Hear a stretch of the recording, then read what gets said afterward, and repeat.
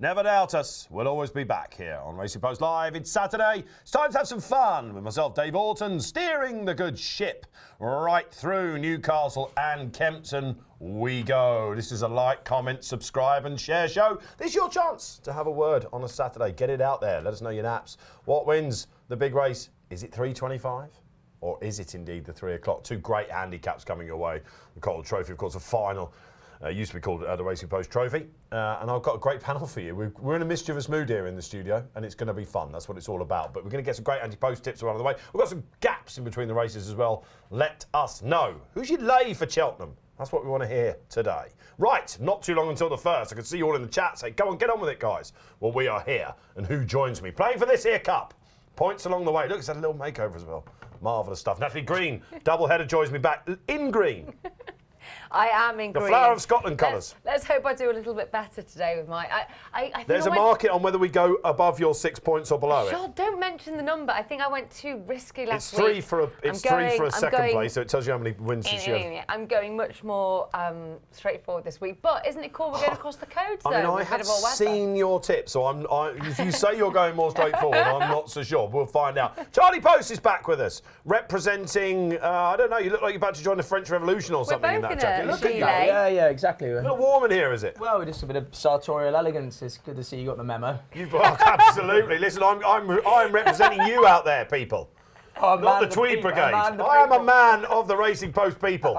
And talking of which, representing, well, he's Yorkshire these days, but north of the border as well. It is the Quizmaster. Ding, ding, ding. He's back. Hello, Dave. Keith Melrose. I'll tell you what, I've obviously profiled Posty because I just assumed it was a Geely you were wearing. But that's an absolutely tremendous waistcoat you've got on there. I'd assumed it was a Geely. Because it is tremendous, isn't it? Absolutely. He's a man of the world, jockey coach now, of course. Yeah. We'll be talking about that. We'll get on to that. Very well yesterday. I guess he was at Warwick yesterday, first race, telling the jockeys where to go. And Keith, great to have you back. It's your day, isn't it? It's Eider Day. It's Eider Day. It should be a public holiday. And we've got one horse dominating the betting, haven't we? Yeah, Kitty's Light. I mean, Kitty's Light he's been laid out for us, hasn't he? Can we say that now? Close enough. We're not going. All season. He's just been trained for a race this weekend. It could have been Kempton. It could have been the Eider. But he had Captain Orr for the Kempton race, so he's running him in the Eider. Yeah, this is what's... It's his race to win it. It is, and it's 3:25. It's not our last race. We go off air after the Dovecote. There's been a real flip-flop market there. Gary Moore, they think this is a right old horse, Hansard, but he's in danger of losing favourite to Ribot, of course, who's got that Kempton form on Christmas. That'll be our last race. We start off with the Adonis. So, I don't know, last chance for something to throw the hat into the ring, isn't it? We've got Scriptwriter, who represents strong form in the division anyway. Does he win? He's got £5 to give away to the rest of them. Winter Derby, the good Lord. He's a good thing, isn't he? Let us know if not. The Pendil. Some interesting views there. We've got the John Bon form on offer. And there's the Coral Trophy before the Eider. We're going to have some fun today, guys, aren't we? Yeah. Definitely. Yeah, absolutely. We want to hear from you out there. But we better get on to this first race because we go to the sand dunes. It's the Hever Stakes. We've had the Catchy Stakes, haven't we? Before we do the Hever Stakes. Oh, yes, of course. The Lucky 15. Sorry. Yeah, because we're running a little bit late this morning, some tech issues. So we're going to get the Lucky 15 on nice and early, aren't we? For injured jockeys fun, please take it away. Yep, everybody's nap. So Nat's phlegmatic in the big race. Yep. Hansard is your own. Dave, is that right? That's me. I'm on Hansard. Solo's me in the Pendil, and Kitty's Light for Posty. Yep, I love it. £2, Lucky 15. Here we go. It's all going to go on. It's all ready and prepared while the producers were pissing about. Correct. It's on. Correct. There you go. Lovely. £2 stake then. And again, safe gambling is what it's all about. We're coming up to Cheltenham, guys. We want you to have your banks intact. Don't go chasing it and all that sort of thing. Look how short Kitty's Light is, guys. Yeah, G-Rod was telling me he thought he'd get 11-2 at some point after. I mean, I thought he'd go bigger than 11-4, 3-1 he was at the time, and I was happy. I thought he would, but he's just been popular all day, hasn't he? Yeah, if you own a horse and you want it to go off a hot pot, just get G-Rod to guess the forecast, because it will always be about 10 times higher than what it just go off. Run it over 3 miles and get Christian Williams to train it. I mean, Alligator Alley could be running in the Eider for Christian Williams today. And get it dropped 5-1, yeah. Well, he trains on the beach, on those sand dunes. Stamina is certainly not a problem. Sounds like it does sound like a spring air is coming out. I told him that tumbleweeds have been going around the town through the winter. It's been a barren spell, but we'll get to that and we'll talk about the way that Christian's looking at the game in the minute. He's an interesting thinker, that's for sure. All right, what's going to win this first race? I'm going to get it out of the way. I think this sets up beautifully for Tone the Barone, who came back to something like his best last time. Ross Orion on the all-weather tracks, absolute mustard jockey. Stall 6, everything looks right. Alligator Alley could be very well capable of taking this out, Keith. He is just about market leader from Exalted Angel. 2 issues with both of them. I'm a fan of Exalted Angel. I think he wants a stiffer test now. Alligator Alley is a sort of pick up the pieces merchant, isn't he? Well, he is, and that's why I'm surprised that his improvement hasn't been at Lingfield. If you told me he went, because I watched him during the turf season and not so much during the all-weather season. If you told me he went on the rampage in the all-weather, I'd say, Lingfield, yeah. He's not run at Lingfield yet, he hasn't. So I think that's why he's my selection, because basically Lingfield's a friend he hasn't met. He's a horse that loves to pick up the pieces like that, and to do what he's done at Sutherland Wolverhampton, when he runs like a Lingfield horse, says to me that there might be a bit more to come. So I think Alligator Alley's the one in this race. Natalie Green. Yeah, I'm going a bit brave in this, and it is really brave not because the horse, because I think she's brilliant, Miss Nay Never, aptly named by No Nay Never, of course. You've got a huge problem here. She's coming out of stall 10, and it is a huge problem. That's reflected in the price. The only thing I would say is over the last 8-9 years following Jason Hart and John Quinn, they are such a duo. And Jason's going to know. I mean, stall 10, it's disaster. The hitman. But I looked at the stats yesterday and tell you what, it's not as bad as you'd think. Good. For these wide horses. The big issue, though, is if he gets involved in the speed burn, he's going to have to blast out from 10, surely, and try and get over. Well, he won this with Lord Ridderford, of course, a couple of years ago, Quinny. If you have to blast out from 10 and make it, then you're in trouble. But if you want to be running like Alligator Alley from 10... But I don't think they're going to do that, are they? She's all speed, this horse. She is all speed, but she's had 12 all-weather starts. She's won 8 of them. I'm just willing at a price. I totally agree with how the market is, but I'm just going to take a chance. Why not? There should be quite a bit of pace in here. Last year's winner, One Night Stand, he caused a bit of a shot, didn't he, when he won this last year, I remember. But Kieran O'Neill takes the ride from stall 7. Look out, Louis. Really quick horse on his day. Callum Rodriguez, Julie Camacho. Exalted Angel, you have to think will be up there as well.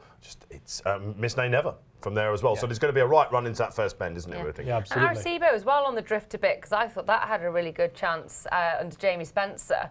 But that has drifted in the market a little bit. He hates winning, though, doesn't he? Yeah. I think the last time he ran, I tipped him up when I was in here at Beverley, and he managed to get beat that day, I do not know. I mean, he'll finish second in a cellar and second in the King Stand. Yeah, exactly. He's that kind of horse. He definitely is, yeah.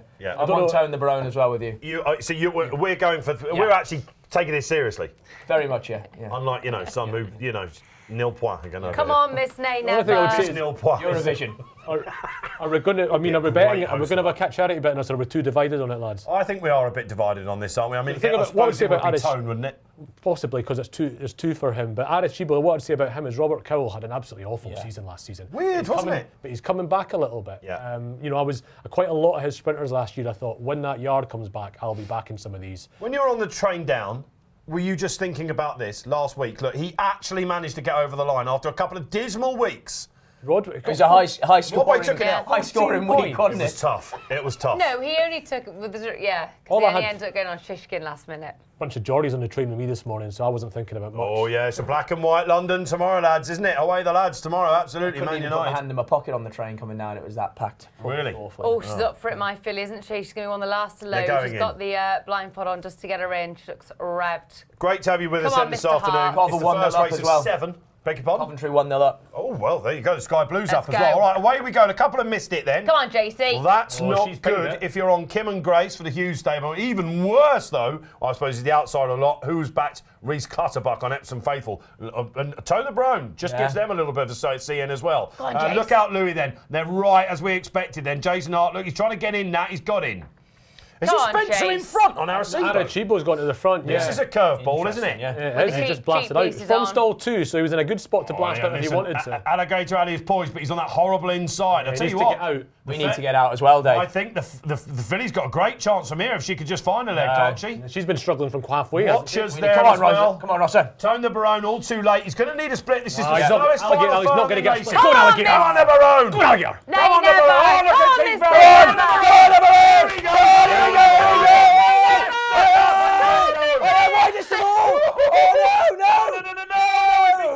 Get up, yeah. Sorry. Kim and Grace. Oh my. Well, I've gone hot. There we go. All right, so we wear our hearts on our sleeves, as you can tell. and we all had a bit of money where our mouth is stuffed there, and that fell out of the gates, that did. Yeah. That shows you how hard they've got, because Tone the Brone saw him in by about 2 lengths after a furlong, and they were absolutely gassed. They were out on their feet. And he's found the split there, George Rook. I'll tell you what, Richard Hughes will be delighted. That chip off the old block. He's scrubbing along, Keith, isn't he? I come in here, I did. Yeah, I mean, look. So jockey change there. I got Neil Callan down on. Oh, have you? As in, they just put George Rook up on there. So I've got It's George George Rook. Rook. It's George Rook has come up, and Yeah. that looks to the eye like quite a slow last furlong for Lingfield, because they are out on their feet. Look at Louis going nowhere. Chibo the same. Nothing's finishing that was up there early on. Missy Never's actually run really well in the end. Yeah, she has. She continues on an upward curve, doesn't she? This will be strong form when it comes to the big day, of course. But the big day now being up at Newcastle as well, so completely different circumstances. Tone the Brome thought we had that posted, didn't we? Yeah. Do you reckon we'd have been happier a bit wider out on the track or not? Very much so. If you're on Alligator Alley, and I know people don't think this is a thing, but I guarantee you, go and walk the course at Lingfield. I recommend that. It's one of the it's got a weird camber I there. recommend walking as many courses as you can. Don't you think? How much you learn is It's a good idea to walk courses, isn't it? Oh, yeah, Yeah, definitely. it's a really good idea. an integral part of especially it. when you're a jockey coach. Yeah, especially when you're a jockey coach. Even for reading races, like even being on the track, like Newcastle is a stiffer finish than you'd think, but it's mostly because of the prevailing wind actually. Newcastle, the wind's always in your face coming up that straight. There's the final result then of the first race, and Kim and Grace comes over the top. We thought we had it there on Tone the Brone. Look, we're playing for this cup, right? So it means a lot to us in here, you know. What's the score? Reputations could be ruined in this. 5-3-1. It means Dave and I are in 5-3-1. front at the moment. It means that we are neck and neck as we should be, old boy. I think we should do 2 things. So we should go on prices as well. What do you mean, SPs? Yeah. Oh, I don't know. we've not picked on If that. there was a count back, it's possible. Look, we're off and running. The 150 is the next. That's the Adonis. We've got a bit of time now to get your voices heard out there. There you go. The boys in the mission control, Dave and Sam. Slow start, but they're picking up the pace now. And we're going to have some. Do we get 5 or is it supposed to be 3? It's what do you mean? It's 5. Oh, hang on a minute. No, Oh, yeah. look at that! I was Absolutely. going to say, you didn't win. I'll tell you what.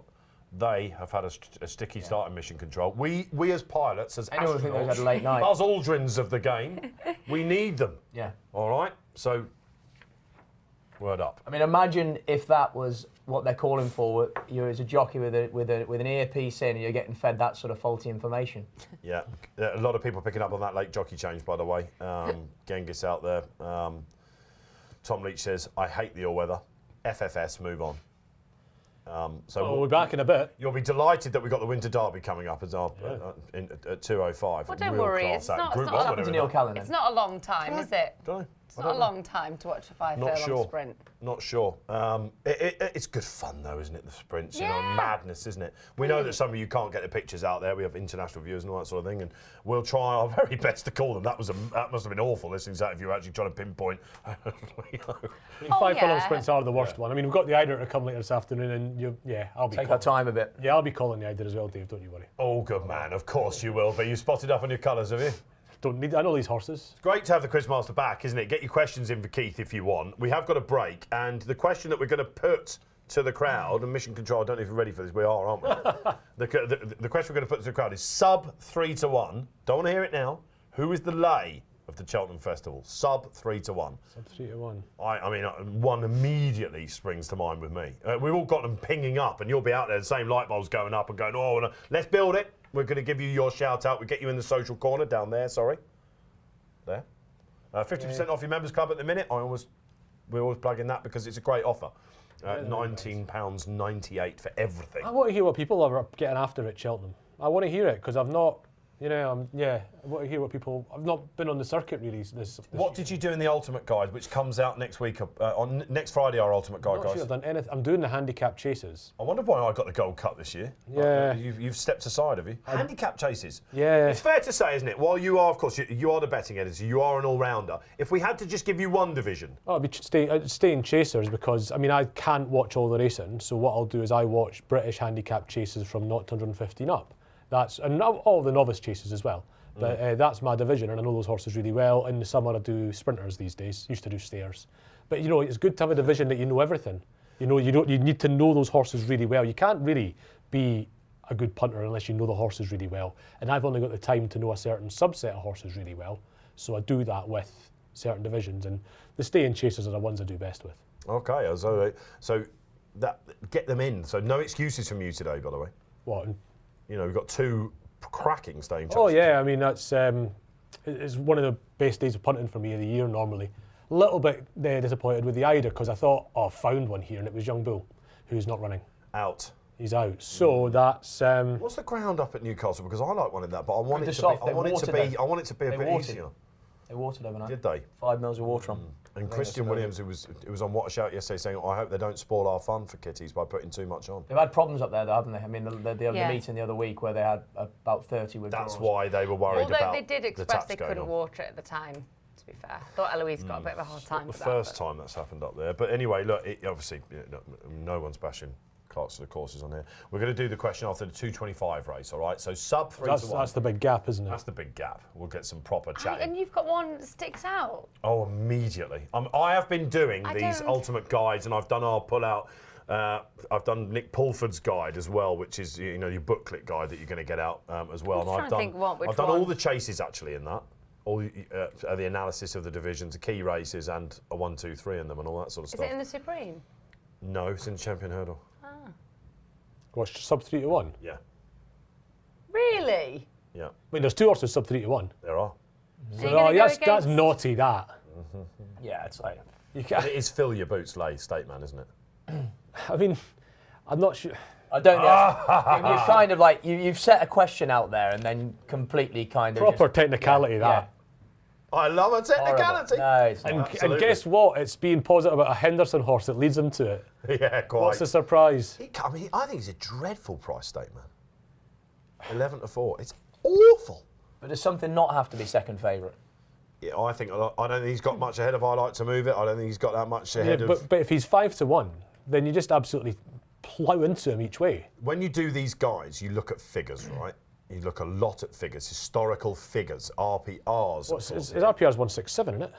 In 168, he got for beating Vauban and Sharjah Yeah. in the. That's good enough to place in a champion Christmas. hurdle. If he reproduces it, is it a little bit exalted? He was below that form when he won the Irish Champion Hurdle. Yeah, but he's also won the, Sharjah's he's won the let that form counties, down. so he'll handle Is Cheltenham. beating Vauban enough to win a Champion Hurdle? Is Well, beating Honeysuckle enough to It's win? not enough to beat Constitution Hill, No. but if Constitution Hill Here's falls... the other one that I had on my mind, and I just don't want to be with this bet. But I think Honeysuckle won't win the Mares.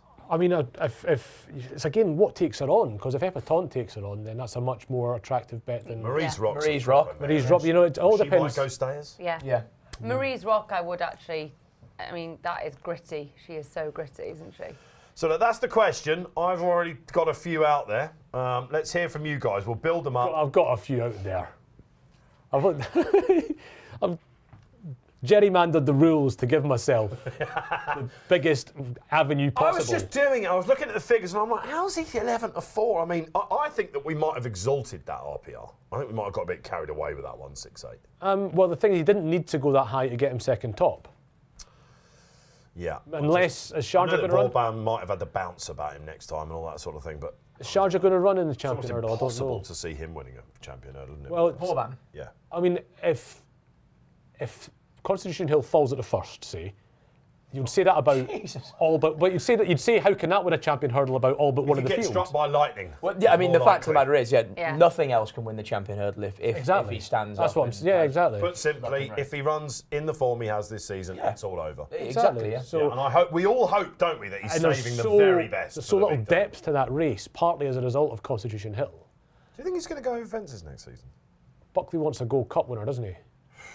I mean, he's in the wrong stable if he wants to win a Gold Cup next Because, year. well- It's the most un-Henderson thing you'd ever see, going champion hurdle one Yeah. season to Gold Cup the next. All right, so the question is out there. We've got it. We've got to move on because we have the Adonis coming up, a race that has been won by a subsequent Triumph Hurdle winner. Who was that? Anyone? Quizmaster? Is our candidate? Soldatino. Did that win the champion triumph hurdle after? I think he Oh, did. champion hurdle, sorry, you said champion hurdle, you? Oh, champion. I didn't say champion. I said Yeah, Triumph. triumph. Hurdle. Soldatino. Soldatino did it, but it's our candidate as well, and there was possibly Canada was the another. one that springs to mind, isn't it? Yeah. Can anything possibly throw their hat in the ring? We have. I don't know. I'm coming round to one, in the Triumph. I'm coming. Why are you laughing? Because I'm just worried that you're going to have another curveball here or something like that. Oh no! I mean, you were very keen on Lossiemouth after the defeat, weren't you? Of course, Lossiemouth, the current. I mean, I think it's very difficult to be kind of negative about Lossiemouth after what happened. I thought I thought that was maybe overplayed because the winner was actually quite convincing. I'm for me, the not winner disputing that. The winner shouldn't be twice. I haven't watched that. Lossiemouth is still a more likely winner, but the winner of that race shouldn't be twice the price. Yeah, but now you're going on to prices, aren't you? Okay. Like, but all I'm saying is Lossiemouth's case for the Triumph Hurdle wasn't reduced by what happened there. I mean, it was an absolute car crash, wasn't it? Yeah. They're watching. Who? The great masses out there, they're watching. Yeah.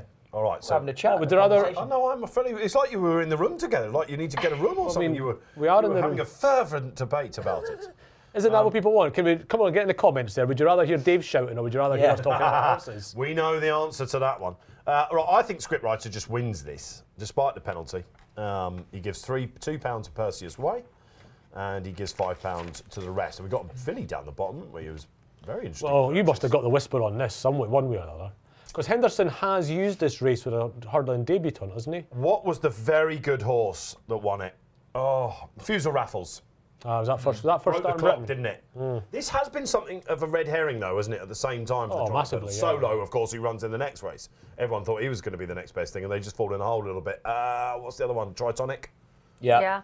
He was the other one. Night Salute was a proper juvenile, wasn't he, last year? Of Well, course, he won it for Milton now as Script Racer's trainer. A lot of them are Well, proper script writers, you can see similarities Are you with him? profile-wise, can't you, with Night Salute? The one thing that you can't get away from is Milton Harris, just how highly he rates this horse. Like, seriously, I'd say above Night Salute, which you have to stand up and listen. I mean, He's got quite a few holds interesting this- bullets today, Milton. Yeah, but he really holds his horse into high regard. So much so, I think, when he got beaten by Comfort Zone, I think Milton was absolutely gutted. I spoke to someone that was there that day, and he was absolutely. Well, I think Comfort Zone is a player in the Triumph. Having thought he was a bit, I don't know, show you handy. I think he might be a bit Defi Desoy like now. Who of course went on the roles. But Dave, what I and would showed say his is I'm absolutely a script Tough writer old bugger, in isn't this because I love this horse. I think the only thing you have to be realistic is you don't want to hit the front too soon with script writer. I think it's A lot of people talked about the tactics very, last very time, didn't important. they? Yeah. He wanted that rail and he went early for it. Well, my bet goes one better than yours. Go on. So I'm with you for script writer to win. Yeah. But behind script writer, Rare Middleton's going to come second. Interesting runner for Zarkanda's trainer Paul Nicholls. 215,000 guineas. But that Cost was plenty painful. after 2 runs on the flat, didn't he? And Yeah. Yeah. reached an RPR 97 in those 2 runs on the flat in these Irish maidens. So he's obviously quite a good flat horse. And he'd only just pulled up at Taunton when he mentioned the Adonis. Yeah. Paul, like, Yeah, straight well, away. Nicholls likes this meeting, doesn't he? But I mean, you look at that Henderson horse that's the Pawapuri. She's bred to be a better horse than this. She had her form on the flat wasn't nearly as good, but she only cost 100 grand, and you could breed off her. Whereas this horse cost 235 or whatever it was. You know, so much more money. He must be a much more impressive individual. And I like that he run against older horses on his hurdling debut. I do. Because what do these juveniles learn sometimes against other juveniles? Half of whom probably hate hurdling to begin with. And I also He like. won cosy, didn't he? I also Yeah. like that there was many mistakes at Taunton. There was an awkward jump, not a fluid jump, greenness, all those things that then when you take into consideration Paul So you're Nicholls, forecasting it? I'm forecasting it. A script writer, chased her by Rare Middleton. What does that do with the points? What do you mean? I get double. She's I She's get got double. script writer on top. She doesn't get double. I get double. I get 10 points when it wins. She doesn't get double. Posty, what wins? Perseus Way for me. Give us a case. Well, you know, he wasn't beat far by script writer on hurdling debut, and I mean, he didn't really hurdle that day, to be honest, you know, as in he took most of them with him. You know, he won nice at Leicester, was not far behind Comfort Zone at Chepstow, and then did, you know, I thought he was impressive at Huntingdon the last day, and he seems to be getting it together. Yeah. But I'm surprised that Gary Moore's so sort of like he's a Boodles horse and not a Triumph Hurdle horse. I mean, I think if he takes us out, I don't see why he isn't. Okay, Keith? Yeah, I just thought Ray Middleton was his form's miles off what's required, but his flat form wasn't, and that was only in 2 runs. And Harry Cobden was at pains to give him the easiest race possible at Taunton. Trained by Andy Oliver on the flats in Ireland. This is somewhere that Nicholls has dipped his toe into the waters there before. Dodging Bullets, I believe, was. Was that an Andrew Oliver flat Andrew horse as Oliver, well? I think it was. Okay. He's certainly bought a couple off him before.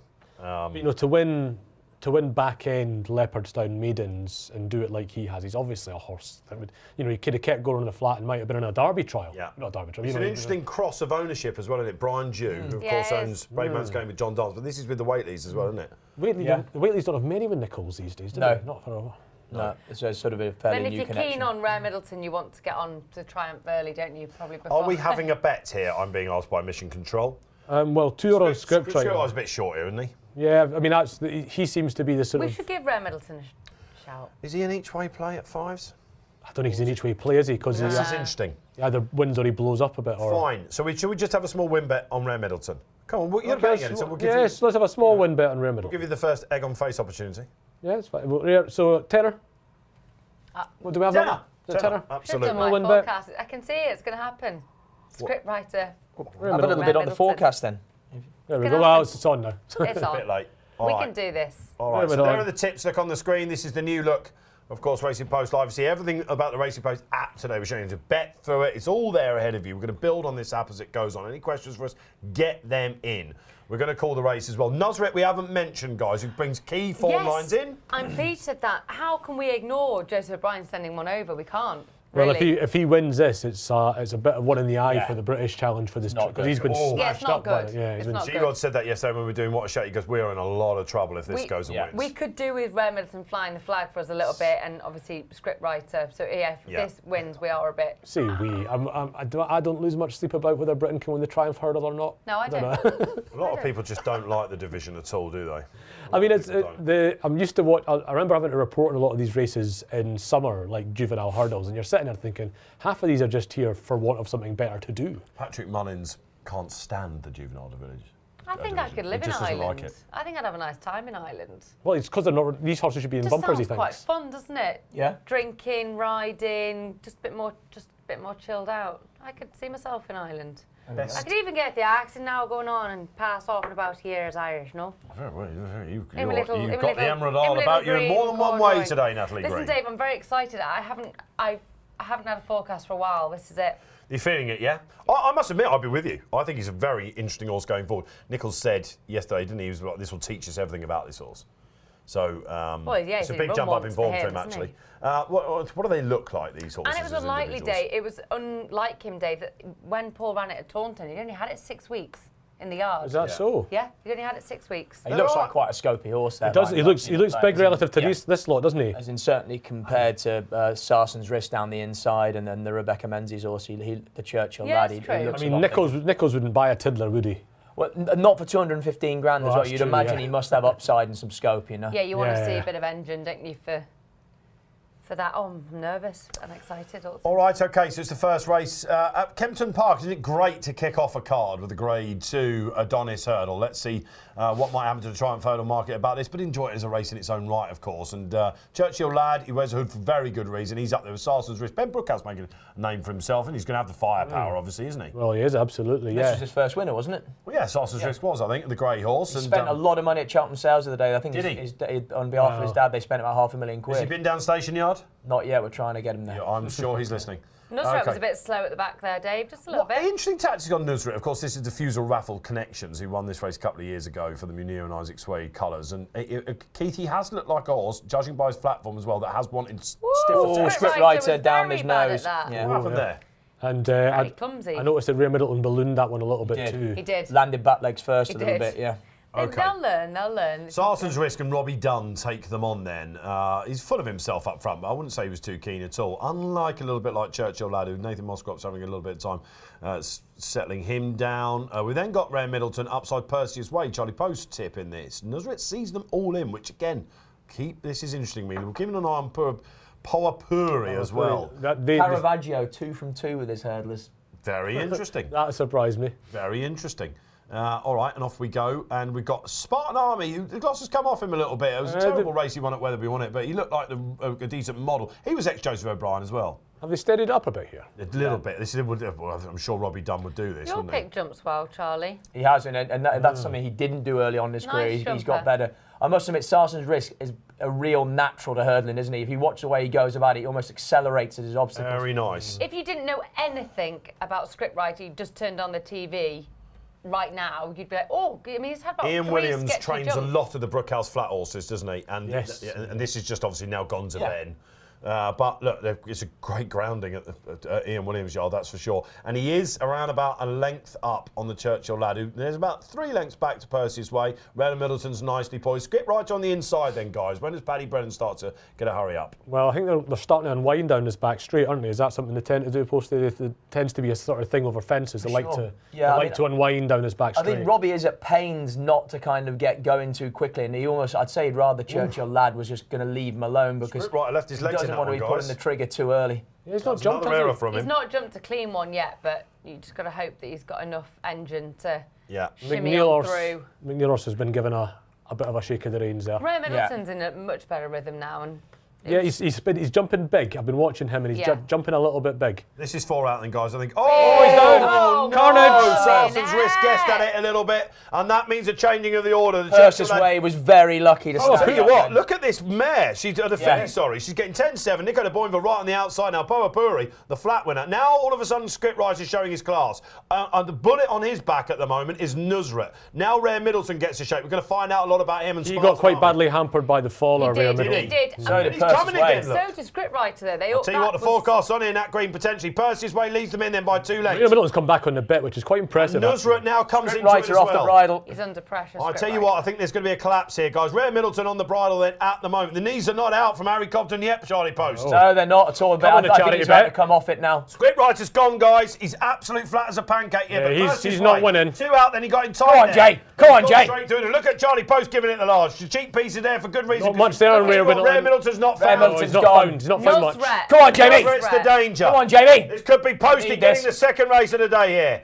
Up and Oh, back legs as well. Now we are in trouble, lads, because the Irish have won the Adonis hurdle. in trouble. It reminds you a little bit when Cape Gentleman came over to plunder this meeting, didn't he, a couple of years? I'll tell you what, the jumping has definitely cost Percy his way. He's left his own legs, both the second, and he's coming back on the running. They're about 7 lengths clear of Rare Middleton, and Poa Puri, a fairly interesting run, I think, in 4th. A disappointment. Scriptwriter then, absolute fall in a hole job there. Didn't jump a fence. This hurdle, did he? Didn't jump a flight.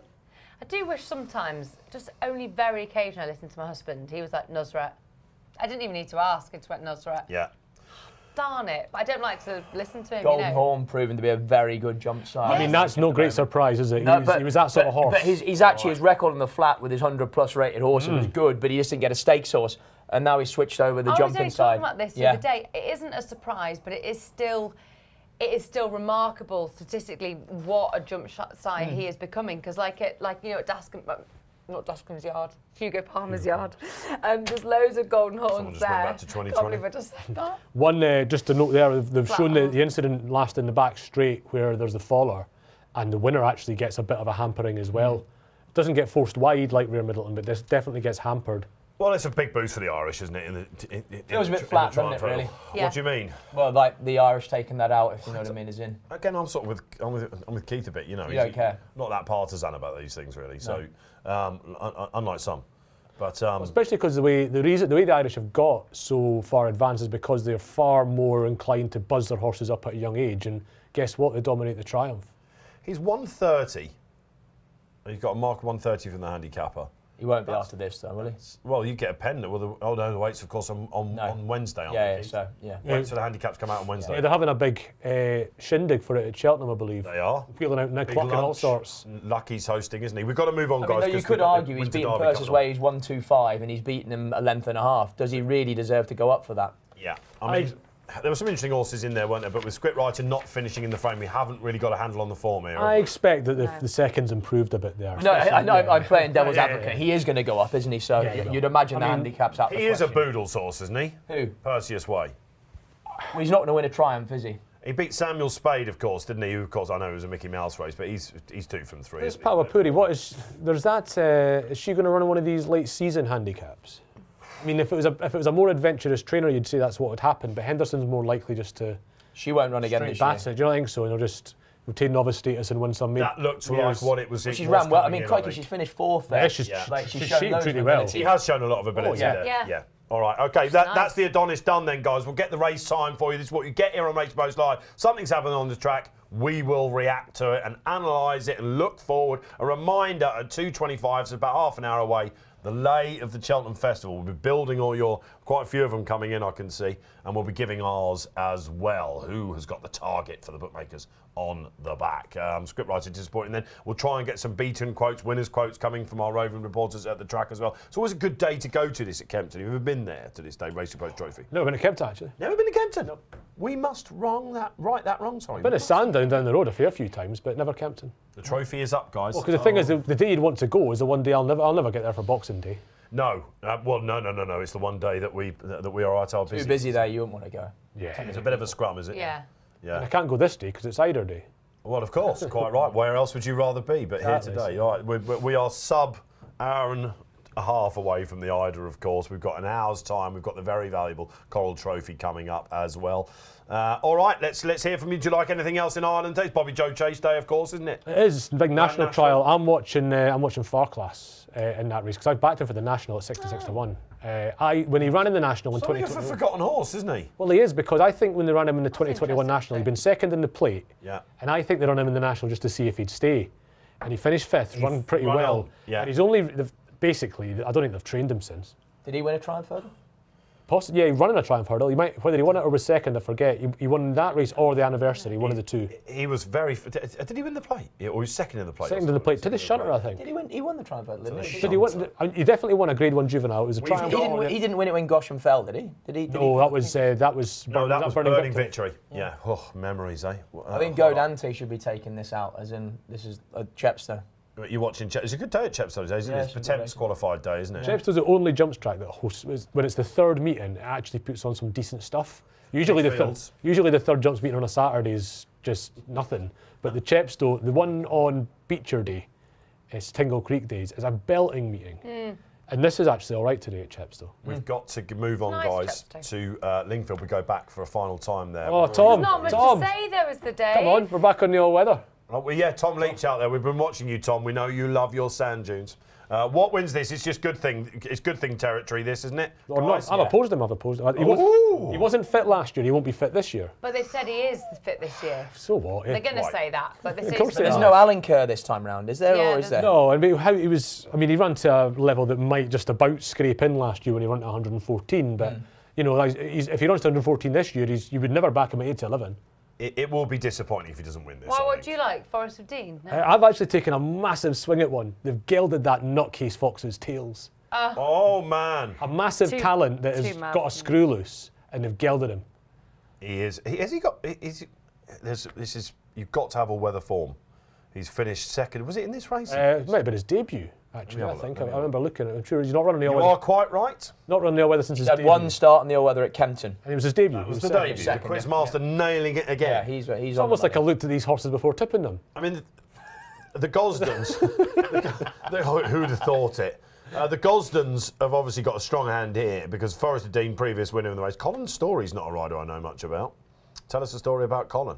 And Kieran O'Neill and Harrovian, who's got, he's a proper 100 horse, isn't he, pretty much? 118 is the rating for Lord North. Tyrrhenian Sea. Yeah, I think that's quite interesting. The one for money. He's the one for money. Yeah, I agree. I think if I had to go against Lord North, I'd be Tyrrhenian Sea. For Rog. Yeah, for Rog. And David Egan taking the ride, of course. Stall 2. He sort of began, didn't he, as a Tapita horse. Tapita. But they often do these variant horses, don't they? They often do. Gets them going in the winter of their 2-year-old season. And yeah. Of course, the famous Enable, of course, making a debut. Yeah, no, I think Tyrrhenian Sea would be next best. This would be a forecast for you because you smarted already on that one. Let's not play with fire anymore. No, that's quite absolutely hot silly. potato. That wasn't. Silly. I apologise about it. Right, so I just think this is the good Lord's race to lose, but Keith Melrose sees it slightly different. Yeah, what I would do if we were doing a charity thing, I might do like a tote swinger or something on Lord North and Fox's Tails or something. See what that does. Because of course there must be ways to play the race, so let's try and tell people about it. I mean, I wouldn't be.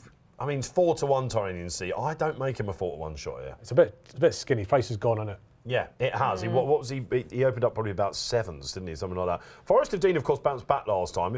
He's in stall 1, so he's going to get the run of the race, you would imagine, but try and peel off. Yeah, Fox's Tails. I mean, we've all got a tale of woe about foxes. I think I was in here the day he won the Rose of Lancaster or something. He won a group race at Haydock, and I was here, and he basically tried to throw that away, but Fancy man, he He's beat. not quite my Mondemege, but he's close. His tails, he's Bless close. Mondemege. poor old What's happened Mondemege to getting Mondemege? compared with this fruitcake. He always gets a mention, doesn't he, on the Medge. The Medge. Medge to the ledge, we me called and him, didn't Keels, we? every time we don't back him, he wins. Every time we do. I'm just checking what's happened to him, actually. He's usually around, isn't he? He sort of runs every week, Mondemege. Mondemege, has he been running in the winter as well? Good question. I don't think he tends to turn up in the summer. And Yeah, run in the week, summer doesn't he? every week. Mondemege. I'll find out. Anyway, look, this is Winter Derby time. We'll be keeping mainly concentrating on Kempton. We go up to the Eider for the slog fest at 3:25, and then we finish in the Dovecote hurdle as well. Lively markets. How do we play this sort of time of year as a punter? Do you get a little bit like, oh, we're getting close now, or do you still see one and think, I can have a go at it, you know? Oh, because of Cheltenham coming up. Yeah. Oh no, this is a big weekend. Next weekend's not so big because it's Greatwood and all that. More Battle Day? More battle. It's become very Cheltenham savvy, the Premier- More Battle Day? Premier love Chase Battle at Day. It's a really Kelso good National card, that, Trial. yeah. I'm there on Saturday. Are you there for ITV because again? I literally ask. I love that day. The Premier Chase and more. Oh, yeah. It's class. I love it. I did a Cheltenham preview there one year about 10 years ago and invited me up to do it, and I sat at lunch and I sat beside Trevor Hemmings for lunch. Oh, marvellous. That was I've never been to Kelso. You've never been to Kempton. I've never been to You Kelso. would Kelso's love great. Kelso. The borders. You would love. It's very beautiful. Proper track. countryside track. It is, yeah. It's The not Hamiltons and things not like that. too far. Oh, like, honestly. from Sandy Edinburgh. Thompson. Lovely Yeah. once you get there. Oh, I thought you meant Hamilton as in the racecourse, not Annan. Oh, no. not But Annan It's Ian. not No. too bad from Edinburgh. Like I'm training From up there, Edinburgh? flying. you can't get- It's got a long drive. way from Stratford upon Avon, Oh, I can yeah, assure yeah, I you, in know. the car driving up there. Is that your But favourite track? You could make it into a trip. What? Stratford upon Avon. Take What the is your kids. favourite track? I don't really Questions that we have like one. to. I just like Toaster. Not Warwick. Yeah, I like Warwick. I'd imagine if I was a jockey, I'd like Warwick. Well, he phoned me yesterday on the way back from Warwick. He said, "Did you see the first race? Did we all see the first race out yesterday? When the jockeys, Disaster. half the Half of them jockeys went- took the wrong course before they even jumped off. And guess who was the BHA jockey coach that gave him a walk around the course before the first race? Step forward, Charlie Poste. I know.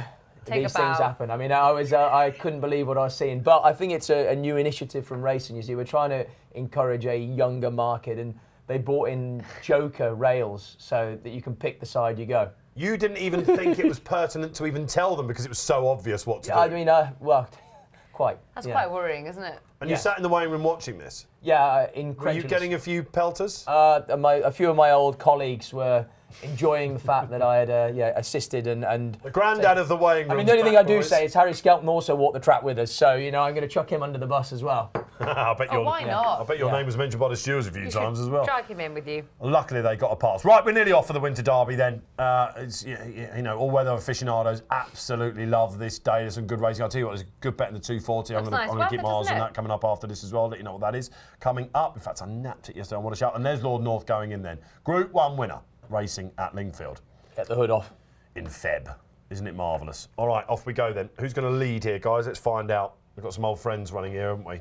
It'd be interesting to see who these- Gosden's other horse, You no? would imagine it would be one of the Rovian. Gosdens. He got 3 in there, and slightly slow away was Pistoletto, David Probert. Lord North pinged the No, lids. Rovin's going to come round him now. he's- Yeah. Looks like Rob. Rob having had a little look. Yeah, he Come on, did. Yeah, he Kieran. said, "Hurry up now, hurry up." He did because he's just a little bit fresh. Now this Yeah, is and then he's going going to move one off as well. Yeah. Now this, this has got to be like no offers time now, isn't it? He's literally you got 118 horse racing in second, getting a lead from a stablemate. Terranian C's not happy with this David Egan. He's clocked it, and he's now going to have a share.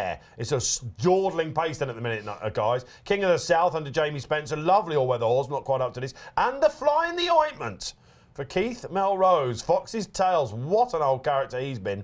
He is now coming up for a share on the outside as well. Hoping those He's going too wide. hoping those couple of things he's lost have just straightened his head out a little Yeah, bit. there's Come every on, chance. It's in tempo here. I must admit, that would have been Gallop. missed by a lot of people, wouldn't it, the gelding? I mean, it might get missed by me a lot of the time, but when there's a horse like this, Okay. This even made the That was staying interesting chase though, notes. Kieran on her roving, just taking a look behind there, put his head under to see. He's just put his foot on the gas a He's just bit. wanting to see, isn't he, where Lord North Yeah. is really. Colin's story on Forrester Dean's getting the run of the races we knew. He's going to be He is, stuck yeah. on the inside though. Lucando's recently gone from Beckett to George Baker. He sees them in. He's a talented horse on his day. And with There's a lot of Pistoletto, blue the and big white, outsider. isn't there? It's just a case of Blue and so white. Terranian C's going to all he can do now is just try and keep him in, isn't it? oh yeah, He's not going to keep him in. no, he's going to do Rab's well. already outside of him.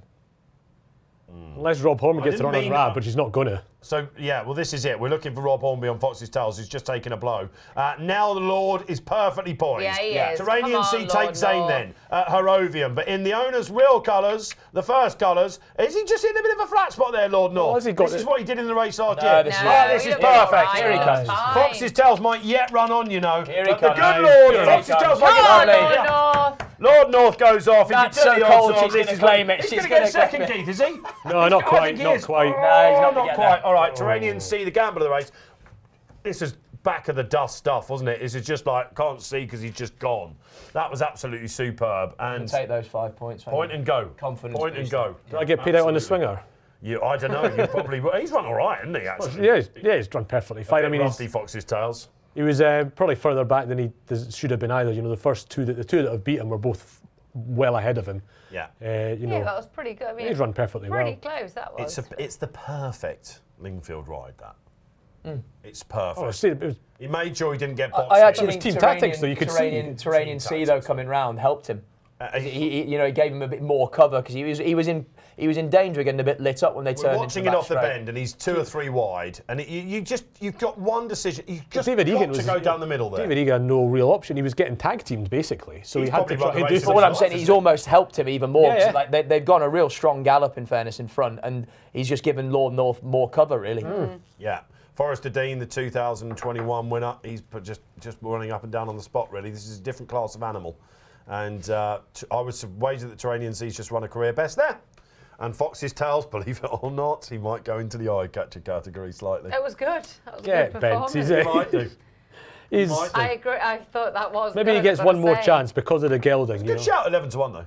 Yeah, he's run out. He's run better than his that? odds. I wouldn't be getting sucked into thinking I? he's going to go in next time. No, I wouldn't be thinking he's going to. I'm not backing him for the Brigadier Gerard.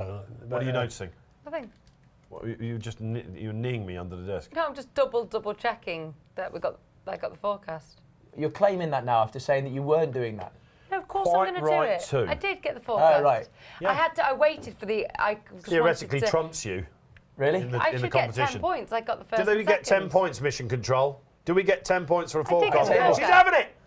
She's having it. Your desire to She's beat, having it. They're your giving her desire, 10 points. Come on, let's update the scores. Come Your on. desire to 10 beat. points She's for a still behind forecast. me. She's still behind me. I am. Still a point behind me. I'm still behind. All right. So okay. your desire to get me beat is that much that you're now going to side with this. It's the forecast waistcoat. rule. It's the waistcoat. It's angering me. Just looking I'd across at you. say you could try it on, but you won't fit. I'm worried about you in the next as well because I think I know what your pick is. I quite Dubai like Turf it. next, of course, for Lord North. Yeah, I Yeah. assume that's where he goes. He's 5-1. First show with that with Paddy Power. That, of course, coming up Dubai World Cup meeting. Perfect prep, isn't it, for him going back over there? We've got Riyadh today, of course, haven't we? Anyone We keep do, an eye on yeah. Riyadh? No, Well, absolutely Sam not. will be in the studio. It's the first The thing he said to UAE me Prince, this he calls morning. himself. Very bizarre. King of Dirt, he said.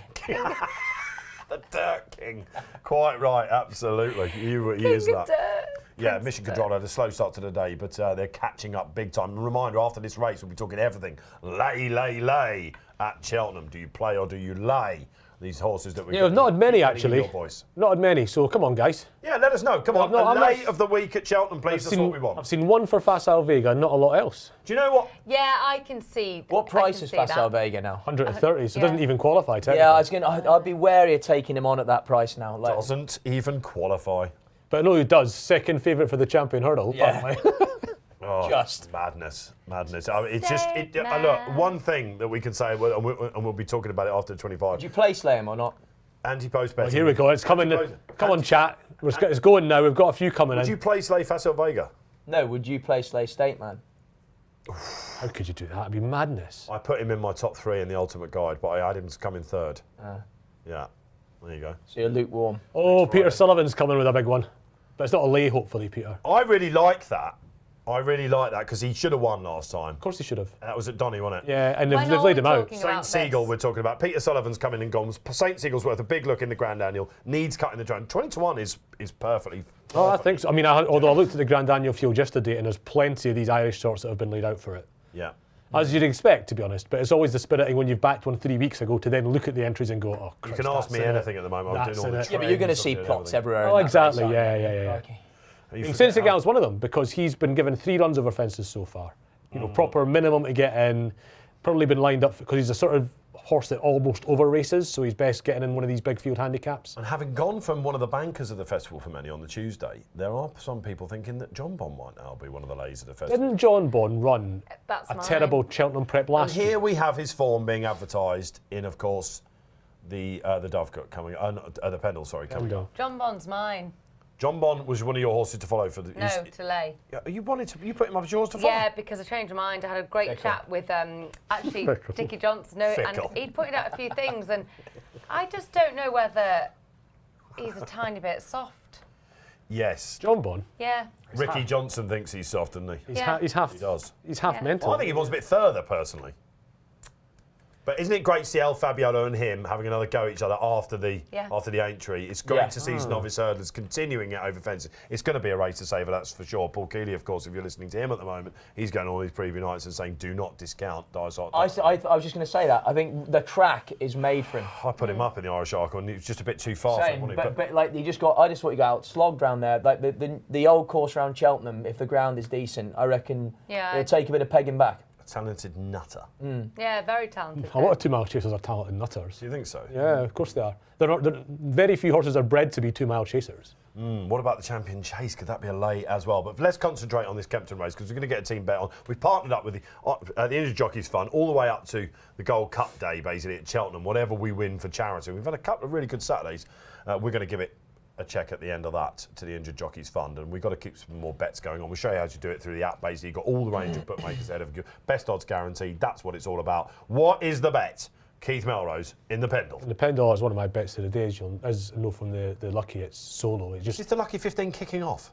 yeah, I think it's the first of the Lucky 15. Have it. Actually. Yeah, so we've also got the Racing Post Chase, the Eider, and the Dovecote. So yeah, this is the first, and he just shouldn't be that price relative to Boothill. Boothill's form isn't all that, and he's given Solo £5. Solo loves whizzing round Kempton. Pick you up on that because a lot of people will be saying, hang on a minute, why isn't Boothill's form all that? Because, I mean, he got smashed, he beat by 7 lengths by John Bone, but John Bone was on the bridle. And then the race where he won the Wayward Lads, that fell up. The horse that was meant to, it was a skeleton horse whose name I forget. Fontana? Yes, but he beat Orkin Risk there, didn't but he? Orkin Risk. Like the Constance. Fair hurdle. Like the Constance. That was your horse to follow that's gone terribly badly. But Orkin Risk Awfully. is Terrible. He's a better hurdler, Orkin Risk. He's Well, the same mark And over also- hurdles and fences for him. still. Yeah, they proved up. It's because he's been put. But they're saying he's going with the Grand because Daniel. he's You been- are Daniel. technically quite right. He is Yes. a better hurdler, Orkin Risk. Yeah, of course But he they is. moved up Orkin his Risk are chase saying mark. Grand Daniel, no? That is the hope for him, I think. That he's going to go to. I think he's fab for that, isn't he? The Grand Daniel. Yeah, he is, and that's just no. I can't be. Right. Isn't that fun to see a Betfair hurdle winner going as one Yeah. of the favourites Yeah, for yeah. a chase race? It's great, isn't it? So yeah, and so Boothill, Johnson did it. his form is sort of 150-ish, and that might be good enough to win a Pendil sometimes. But Trip. he's carrying the maximum penalty. This is his first run over the trip. There's I no think reason he Trip should be looks half good the for price him. of Solo. He has run over this over 2 mile 3 over hurdles. He wasn't getting home basically. He got stuffed by a horse called a Gladiator Allen at Exeter. That might be his chase's debut. But yeah, because everyone's saying the trip will suit him, but I'm up to not now, convinced. but up to now, his best form is over 2 miles, isn't it? Yeah, he's an 8-year-old. He's got to give away £5 to Allbar Tweed Skirt, who is of course. He's got to give £10 to Tweed Skirt. Yeah. You love a bit of Tweed Skirt. I don't know if I do. And a gilet. I don't know if I do A actually. waistcoat apparently. I don't know if that is for me. No, come on. No, but Let's the get tweed to the bottom skirt. of The this. tweed skirt thing. Keith's Yeah, thinking. the Tweed Skirt thing, not the horse. The I know horse where is- I'm going with this. Do you? Because you do actually love this horse. Why do you love this horse? No, I wasn't even going to go down that route. You see, You've tipped it. Yeah, I know. Well, I'm saying you love a bit of Tweed Skirt. Yeah, I do. Well, there you go. There you go. You've heard it on air. But why do you know a lot about Tweed Skirt? Come on, get out of the way. No, but that's what I'm saying. I wasn't going to go down this route, but now Well, you yeah, want to, I'm forcing you Yeah, into it. aren't I? we broke Tweed Skirt in actually. Yeah. Yeah. Ring the Very- bell. Very, very talented. Very talented Have horse. you- do you follow him on social media? Do you follow him on Twitter? Don't bother. I don't follow many. I only follow like 100 accounts on Twitter. Fine. so I won't take Don't offence. bother. All you get each week is well done to this horse that's won, well done to that horse that's won. The amount of horses that he's broken in that win. It's just All that we've sold. all that you've sold indeed. You've got to make a noise about Anyway, so going back to the yeah, exactly. It's self-promotion. Yeah. It's what social media's for. This was one, wasn't it? Yeah, and she was very impressive at Kempton, granted off a lot lower, 118, backed it up with Wincanton. And then I thought she ran fine at Huntingdon, That Wincanton day, it was just before we came in here on air, and I've never seen him shout so much. He went potty about it. Anyone would think I backed it. Anyone would think you had backed it. Yeah. As Don DM.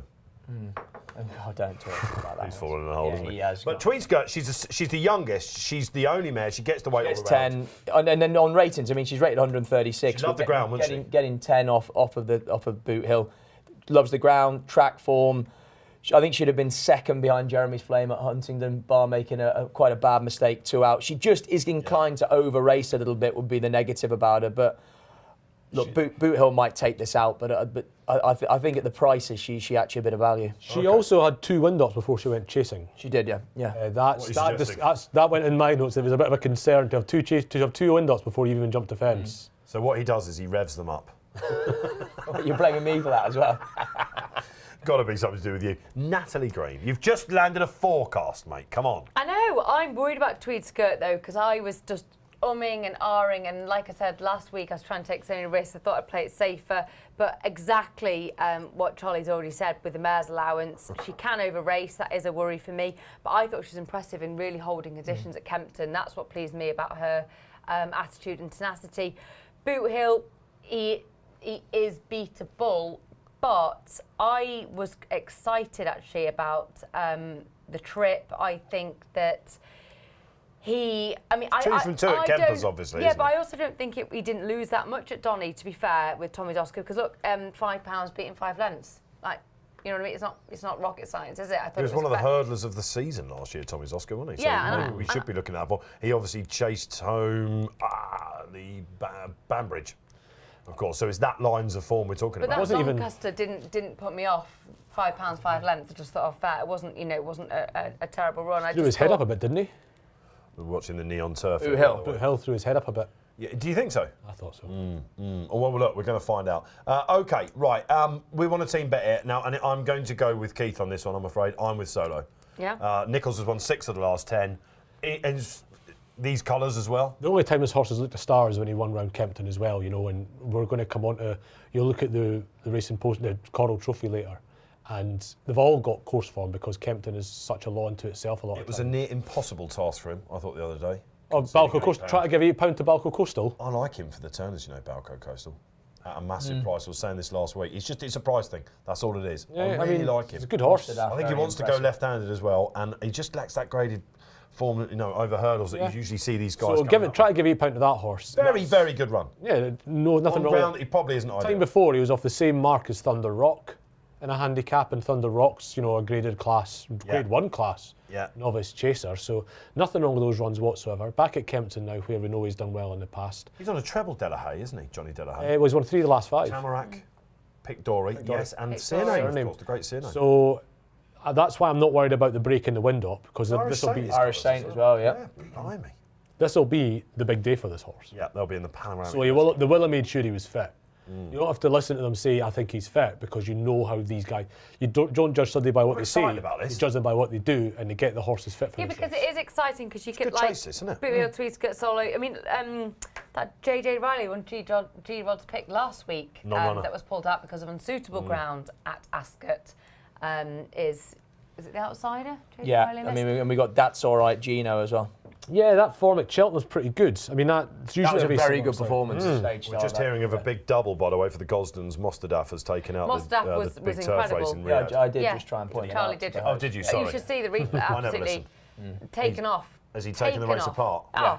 Look at it, the performance. This has also come on in Champion Stakes. Crikey, it is. Is that cheap pieces from Mostadaf? We're just watching Riyadh, basically, guys, back, because there's some very valuable racing going on. The black cheap pieces, yeah. Cheap piece, isn't it? Who's finished second there? He's absolutely taller than you. But still, though, he's put miles apart. I mean, Jim there, giving it large, isn't he? He gives the old punch as well. Does he? Yeah. Marvellous. I would have think if I was in that race riding that way. That was the horse that Bay Bridge broke, wasn't it, basically? Anyway, look, flat, not far off, but come on, let's get back to the real stuff, shall we? That's all right, Gino. You're doing David Russell then. We've not mentioned that. Do you see him? What's that? That's all right, Gino. Yeah. I mean, he took to Cheltenham really well, didn't he? And this is interesting to see what the stage star form might be worth. Well, let's not take the. I would rather, if that's all right, Gino, blew up here, I would still think the stage star form's good. Yeah. Because it is. It's good race every year. The right horses were up there. The thing with That's All Right Gino is he's a big slab of a horse. Is he going to be a Kempton horse? I mean, it's a very minor Sam thing. likes him in But he's a big Mission old Control. brute of a horse. That's right, Gino. Gino. So you've got Unexpected Party in there, Panic Attack. They're going to be, those are interesting horses for these. Is Unexpected Party? No, he's in the Grand Annual. Well beaten yesterday, wasn't she? But Yeah, I was surprised she was.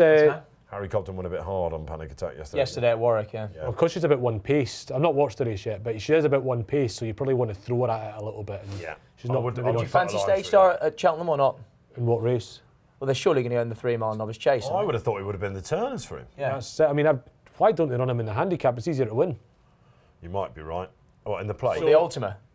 No, the the play. play, yeah. Yeah, he's a very interesting So I mean, horse, yeah, 'cause if he's in the right race at the right price, I would have no qualms about backing him. he's just got that Nichols, unwanted tick about him, hasn't he? Festivals tick him off. Well, it's not about the reason it's not about Pulled up at festivals. 2, didn't It's he? more that Nichols. It's not all about the festivals for Nichols. Yeah. I think Not this at year all, but I think he has is. been slightly different I think for Paul. he is very, very excited about Stage Star.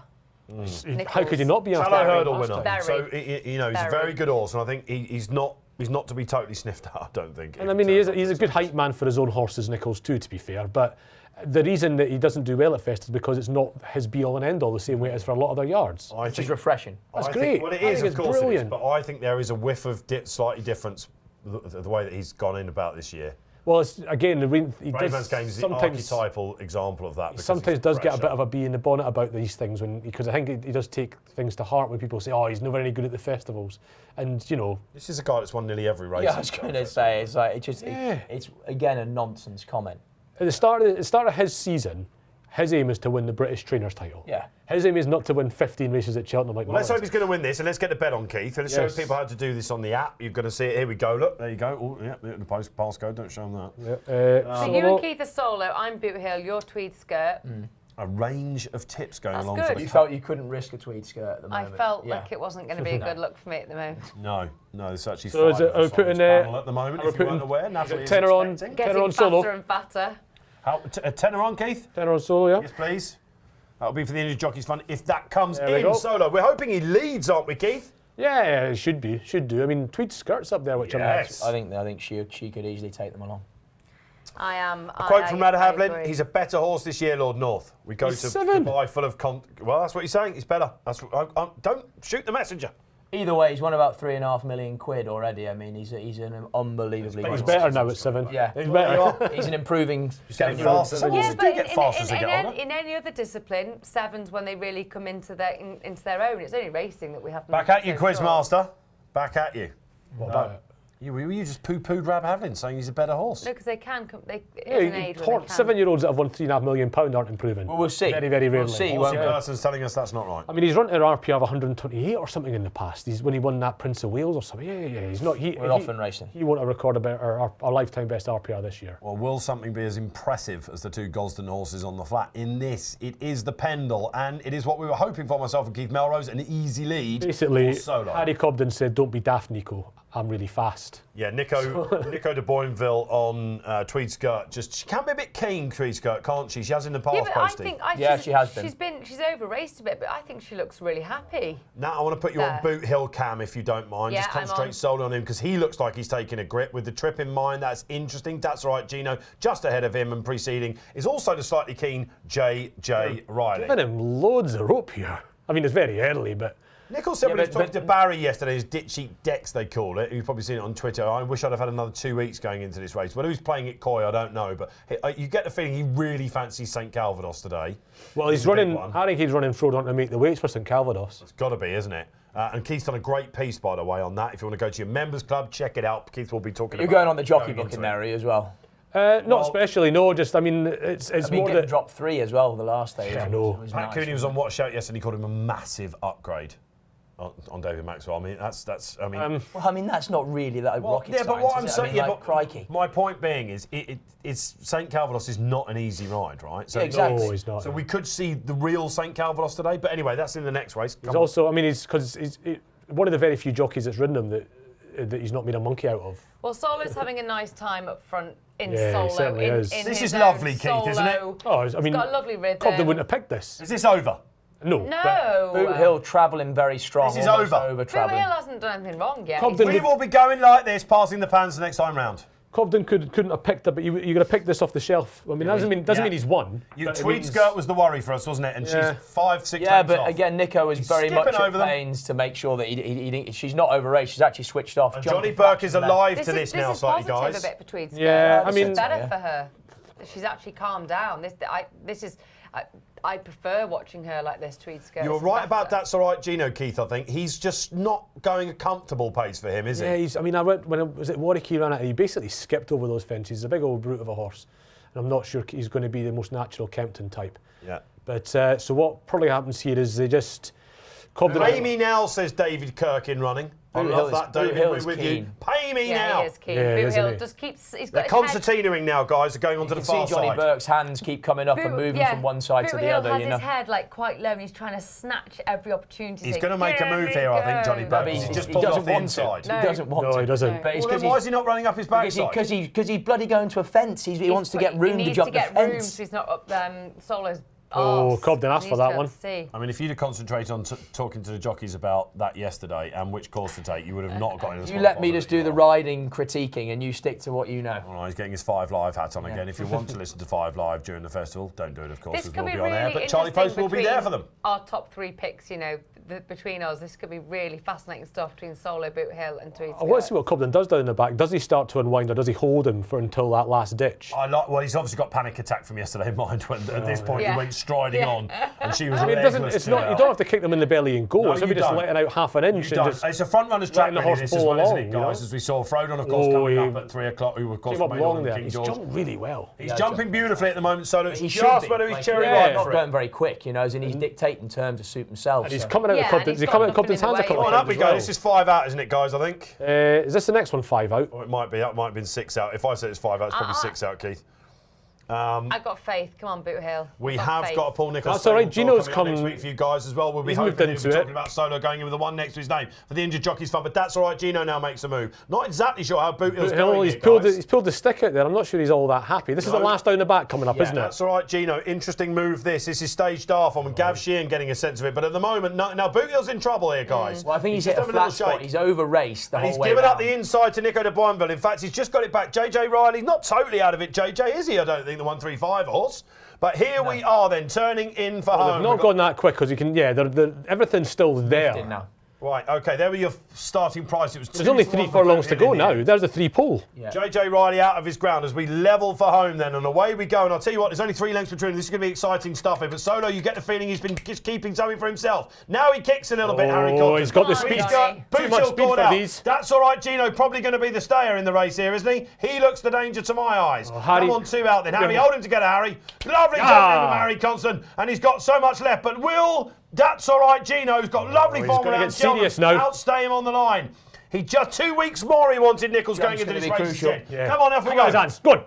Hey, up and over. Solo's going to take out the Pendil, guys. Happy days, Keith. We got it for the Injured Jockeys Fund. Great shout, my man. Yeah, well good. backed in the week.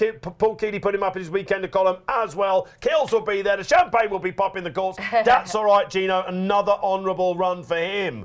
And he's going to be a player, isn't he, if he goes to the plate, I think. Is he in the Nice Ultima? run, that. Is he in the Ultima? Let's have a look. Let's have a look what he's in. That's what I would look for, because that was he ran there like He's a in the good plate. right. He ran there like a good 3 mile chaser next year. He's also went to Catterick on Tuesday.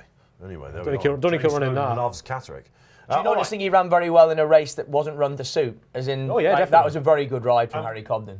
Yes, Like, you know, as in, Perfect like ride. they've gone slow. I mean, they're lifting. I mean, there were sub 30 mile an hour speed figures the whole way round, and he's turned the taps on, and they were never getting to him. I mean, they've let him take the mickey out of them. Yeah. They've let Cobden take the mickey out of I him. think Slowed sometimes, it like, up, but went like again. good riding at like you got to play the cards in the hand you're dealt. Like, so if nothing else wants to make the run in, then that's Yeah. the way it is. So you've then got to take advantage of that. And Harry Cobden has taken full advantage. yeah, as in, brilliant ride. he's set steady fractions. He's lifted at right times. He's jumped well because he's dictated it all on his own wavelength. And that's all right. Gino's ran very well, but coming from off the pace. Like, Yeah, we're yeah. never Boot getting Hill, there. And then guys. just too much ground to make up there. He over-raced and then he's Yeah, hit a flat he was spot. keen, You know, he was if keen. you watch about Johnny Burke's hands are coming up Didn't the whole stop pulling, time. did he? He's moving his head around. He's having to move into space because he's worried that going into a fence, the horse isn't actually looking or concentrating what he's he's just doing because wanting he's to just pull. boring on with him. Well, you know why I'm thinking about this, because we're talking about collateral lines now. It's what you're making me think of. I mean, that's a boost for Palco, whichever way you look at it. And it's probably a booster stage star. And I'm thinking about John Bon, like a lot of people will be, because you mentioned John Bon at the minute, and we were wondering how good his form is, this domestic novice chaser, when he got El Fabiolo and the Mullins, battalion going attacking in the Argyle. And we're looking at Boot Hill, who is very consistent. He was 2 from 2 at Cheltenham there. He has hit a flat spot and he's been keen, but Tweed Skirt, who came into this in a rattle, she's won her race. JJ Riley just couldn't find it. She's Dakar, look at her. She jumped very left as well. Yeah. But Boot Hill is a nice horse. He's not a top class horse, is he? He's a classy handicapper. Yeah. At 150, you'd probably fancy him more. Would you have a chance in the Grand Annual off that? 150. No, you wouldn't back him, would you? He'd be 25 I to wouldn't 1. back him, but I mean, but he's going to go to Aintree anyway, isn't he? I would Well, imagine. it's a better for. I mean, Solo's going to go to Aintree too, I assume. Normally, Nichols horses that win this run in the 2.5 mile race at Aintree. Yeah. Yeah, And he jumped slightly left, You'd be if surprised anything, if so Solo he went there, I think. And Johnny Delahaye, my goodness me, we'll be calling it his race, won't we, I think, soon, because that's 6 of the last 11 or whatever He generally gets these sort of speedy sorts that tend to come from France, and they'll suit whizzing round Kempton a lot on of times. fair ground. Yeah, that'll be why, it's the sort of horse he buys. Right. Lovely horse though, Solo, isn't it? Yes, now we have the Gap coming up, guys, and lots of chat going along our way. Yeah, have you polled the lays at Cheltenham? I've had a little look. There's one horse I've seen's come up twice. Oh, right, okay. And a lot of 1-4s. That's an interesting one. All right, okay. Mission Control. Are we going to do this now? There is then Solo, and well done. The first charity bet landed then. That's all right. Gino will be interesting back at Cheltenham, I think. Let us know what you made of that. We'll be going back for our next race at 3 p.m. It's the Gold Trophy. Valuable. So have Mission Control been? I mean, it's their job really to tot up It all is. It is Mission all the Control's lays job. at It's gone Cheltenham. very quiet at Mission Control. I'm hoping that they're alive. Dave up there. Lowe's is having a nap. Probably. I mean, did we flag up Solo's first run after a wind-up as well? Yeah, it's why? Go on then. Because he's got him fit after it, and Nichols loves a wind-up. Yeah. I mean, I'm not. It's a fact, isn't it? Yeah. They've gone and done that as well. Okay, should we take a little bit of a breather? We've got a little bit of time until the 3 o'clock comes up. It's an absolute belter. We've got a 160 horse in a handicap, guys. Let's Did you ever get that question that I asked you? I didn't. Because I asked in the members' club analysis that said it was 10 years since a horse had carried 160 or higher. What? Don't tell us what it is. Can you find out the last horse? I mean, they can just look at the last horse to carry a BHA mark of 160 or higher in this race. in the Coral Trophy. All right, because you actually said in your piece, didn't you, that it's a race that's rather... Yeah, because it used to be a Gold Cup race or a Grand National race, and it's not anymore, is it? It's a good handicap in its own right.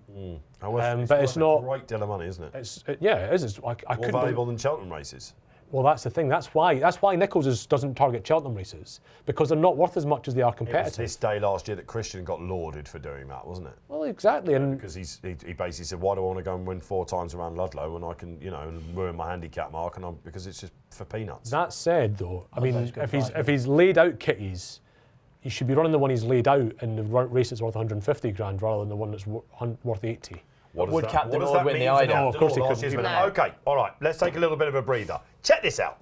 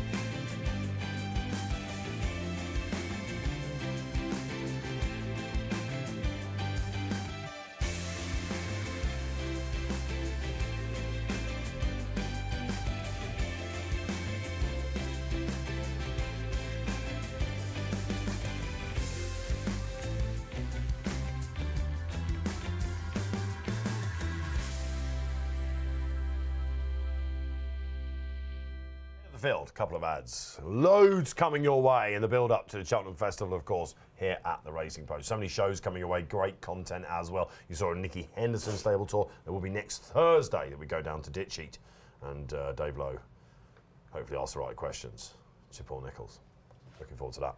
I think there's been more of a whiff of change about Paul and some of the horses that he's entered at Cheltenham, in particular Brave Man's Game, obviously. He still would tell you that the King George was the big deal, wouldn't he? And Hermes Allen. I think he wins the Ballymore. I mean, I'm not saying anything too funny there, but he definitely wouldn't be on my list of lays. No way. I think they're running Impair Impasse in the wrong race. The fact that they are so bullish about to run that horse in the Ballymore when he should be running the Supreme, this is my opinion, means that he is obviously a bit of a monster, but he ticks nothing for me in that race. I would really like him in the Supreme. Hermes Allen, the form just keeps getting boosted, doesn't it? Yeah. He's kept him fresh, of course. And that's the Brave Man's Game moniker that he's going to have on the, when we go into it, isn't it? Because Brave Man's didn't flop in it. Finished second to Gaillard Domeni, didn't he? And of course, a peak Bob Oniger. But I think Hermes Allen will win that. And I think Brave Man's Game is the danger to Galopin Des Champs in the Gold Cup. I think he's the biggest danger. I'm more convinced by Galopin than I ever was after that Irish Gold Cup. I couldn't believe he drifted and I think the fact he was pushed out a little bit tells you how much Hokum was in his earlier price, how much hype was in that earlier price, because he was really impressive at Ireland. Gold Cup 1, 2, 3, Keith Melrose. I mean, the fact that Aplutard's in there, you can't really give one because he finishes 1 or not in the 3. So I've backed him, so let's say Aplutard. Have you? Yeah. So you're getting 6 to 1 on or no bet, 7 to 1 now. There were a couple of weird Twitter things about him last week. If he doesn't make it, I get my money back. Saying that if he does make it, he's got a 7 to 2. Yeah. Yeah, it's not no bet, of course, absolutely, yeah. And let's face it, he is that 184 still sticks out in the league on its own. Yeah. So the only 2 things can beat Galopin Des Champs: the hill and a back to form Aplutard, basically. So Aplutard places. Well, I think he either wins or he doesn't. 1, 2, 3 in order. 1, 2, 3. I'm going to go down the line of the Gold Cup. In Then we'll order. get to the lays. In In order. order. It's a good show. Yeah. It's not bad show. 1, 2, 3 in order. Aplutard. Aplutard. He then beats Galopin, who in turn Noble Yates next third. Like that. Posty. Galopin, Noble Yates, Ahoy Senor. Okay. Yeah, Ahoy Senor is a horse when I was doing the preview for the Ultimate Guide that I kept writing about. We're loving the talented nutcases today. Yeah, absolutely. I very politely said he's got his own way of doing things. Hey, there's no doubt, but He jumps to his right a lot, yeah, doesn't but he? he's happier left-handed, way happier. Yes. Funny because he jumps is. He right. likes having the room to shift right, and Yeah. he doesn't like it when you take that away from him. No, going because he right-handed. can't, and he can't get his head together. No. He's like a little kid. He's in a danced the rage, dances isn't is he? what I That's like the- about Ahoy Senor. Interesting horsey take on Ahoy Senor. The surprising take from a sort of form perspective I came up with. Do you know that all his best runs are in really fast finishing races? He's not like a 3-mile plodder galloper type. No, he's got a bit of toe. His best performances have been fast finishes. Him and not a slow Noble horse. Yates have got a lot of history because, of course, they ran in the Towson, didn't they? And then, Yeah, Noble Yates was just there to get his. well, of course he second run was. in to get Yeah, that. Now, the and question then is about the Many Noble Clouds. Yates and the Many Clouds, Yeah. of course, and then the Cotswold. So they've got it's a lovely little, love to see these narratives turning up again and horses taking each other on. Natalie Green, 1, 2, 3, in order. Noble Yates, Galopin Des Champs, Protectorate. I mean, Devo's in here. Have it. Devo's here talking about Protectorate. He could be there. He could be there. Have What faith. that's not Protectorate. I mean, I think you've got to respect the fact that Dan Skelton said that he just undercooked him. I think I don't see why he'd say that if he didn't. Well, what else is he going to say? well, I agree with Dave on that one actually. Do you? What else is he going to say? What's he going to say after that? Is he going to? I mean, he said it's disappointing. Maybe I didn't have him fit enough. He's not going to say, "Oh, he's not that good," then, is he? He's never the alternative. He's not going to say the alternative. No. Can we talk about Noble Yates before we go to Protectorate, please? You've liked him. You've Forever. got a decent ticket on him. Yeah, haven't but you? he's got. Yes, but Like I meaty was. tickets I she's was got. I was just lucky because then Ruby had mentioned him on the road to Cheltenham, and the price literally. I think there were quite a few people around was that time unreal. were going from not just Ruby. Tom Siegel gave him a good mention. G-Rod said I think that wins the Yeah, Gold and it was Cup. about that time. I just luckily got in at the right time, but he's got plenty of stamina. Is the issue Cheltenham He has for got him? a turn of no, not really. That Cotswold chase. What happened in the Cotswold No, chase? it wasn't as bad as you think. I don't think. We need to talk about what happened in the Cotswold chase. It was a very The title fast. of a book. It was a very fast finish, and he was out. He wasn't in the right place. He got tapped for toe badly. I think it would be almost certain to see cheek pieces He back also, on him. yeah, but nobody. He hasn't worn them since the National. In the Cotswolds Chaser, he made a mistake 4 out, and that was far from ideal because it did knock him off his momentum. But in the ultimate, he didn't even. I mean, he stuffed Yeah, it. but did he? Was he supposed to? Maybe. Yeah, was he? But also like the jockey wouldn't have been fit for that because Sam Willie Cohen hardly rode by that true. point. The jockey got himself fit for one day as much as anything else. Yeah. 'Cause I watched him in the Ultima last year and thought, oh, Willie Cohen can't ride anymore. He's lost it. But he was just getting himself fit for entry. Yeah, because he's so busy, obviously, with, at the time. Those are your Gold Cup 1, 2, 3s. For what it's worth, mine, I think. I'm surprised no one's put Brave Man's Game in. I'm going Galloping Brave Man's Game, Noble Yates. So competitive. Yeah. I can see Noble that's not running bad, on. yeah. I wrote a thing for the post for one of the emails I sent to members this week. 4th and 5th as well. Why are we not excited about the Gold Cup this year? Why are we not more excited about the Gold Cup? It's a belter, isn't it? Usually, It's a cracker, the Gold Cup in October looks amazing, and by February it's falling apart. It can fall apart. This a little year, they're all still there. It's incredible. Apart from Long Press, they're all still there. bit. Okay. Yeah, well, it's sad to see no non-press not there. So anyway, there were our Gold Cup 1, 2, 3s. You can get us in. We'll give you a shout out if I see it. But we have been asking you for the lay of the festival. Come on. Sub 3-1 lays of the festival. We got 3 coming up. Tom Leach. Yeah, Leachy, you're leading the line and opening up. So lay Energamine. Edwardstone wins. I'm with you, Tom. How are we pricing I am that up with now you. at the moment? What, as in, how am I doing it? No, on how is market? it priced up? 13 to 8 and Energamine, 15 to 8 Edwardstone.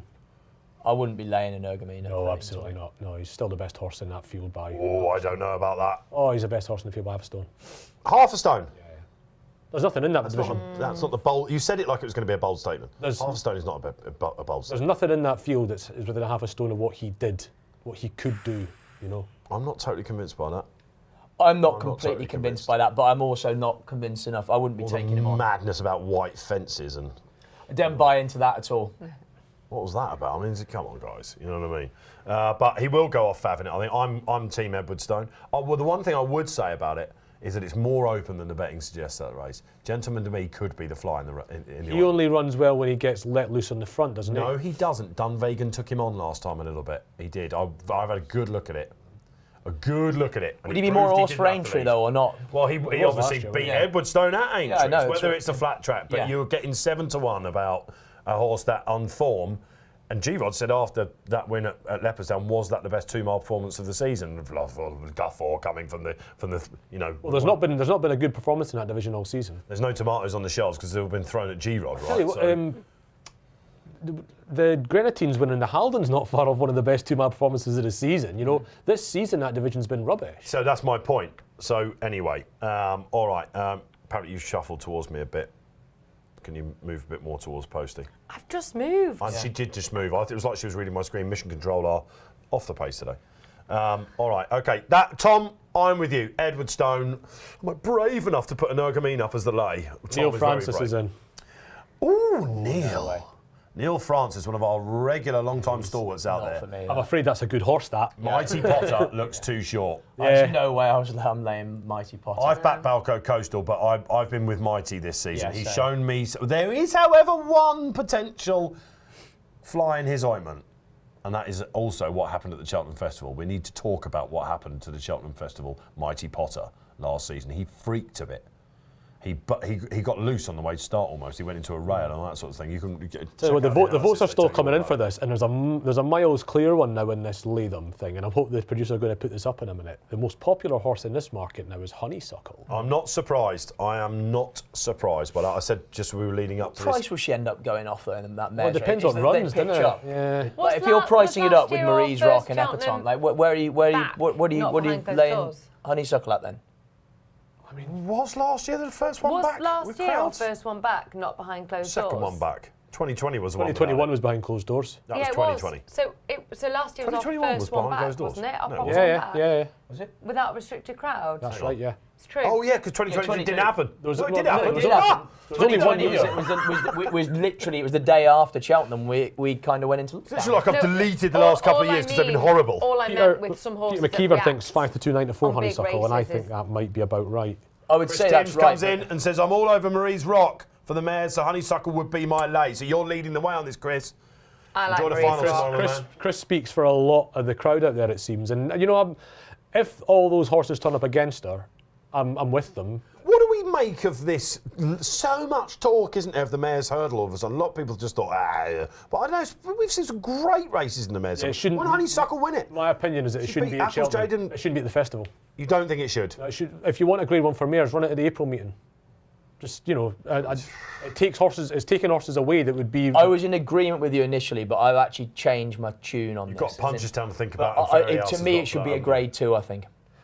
Mayors need a Grade 1, but it doesn't need to be at the Cheltenham Play Festival. Slay Honey, says Penny Royale. 100%, says David Hooman. Tell you what, Play Slaying is a bold thing. She's never run a bad race in her life. She's just having 2 defeats. Last time was a bit rusty. I think I can see why she might get beat, but I thought the Hatton's Grace one was perfectly. She's in my play spot on Tuesday already. Grace was she's got a play spot because she's never run a bad race in her life. All right, let's go down the panel then. Let's go down the panel and start with you, Natalie Green. You've had time to think about this. No, I was still... Come on, this is the one week of the year where we have to go against horses that we love, right? Because that's the game. You can't go against a horse that originally you picked, though. You want to put John Bon up, don't you? I think so. I think he's a bit nash. What does that mean? A bit soft. Bit near. I'd like a bit wet behind the ears. Why'd you put... I should have looked at him for that, not me. If he was my boy, I'd be We've all seen Cooper get Square. on, She knows I'm not wet behind the ears. But I'm totally prepared as well to be completely wrong. So I'm not. No, come on, this is bold prediction time. But I'm gonna. If you're forcing me, I've looked through all the anti-poses. Nothing else. I wouldn't. Yeah, I certainly wouldn't lay Mighty Potter. I was saying the reason I was asked about closed doors was actually a point I was trying to make. Because about Mighty Potter. Was because about Mighty Potter. Thank you, because they moved on very quickly. Because the horses have then seen the big scenario, the crowds. It did affect a few horses at a certain time.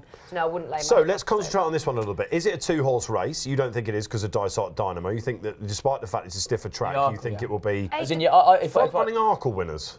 Front-running Arkle winners. Western Warhorse, did you mean? No, you got Champagne Viva. Yeah, Champagne Viva. You should have £5 each way on Bass Rock.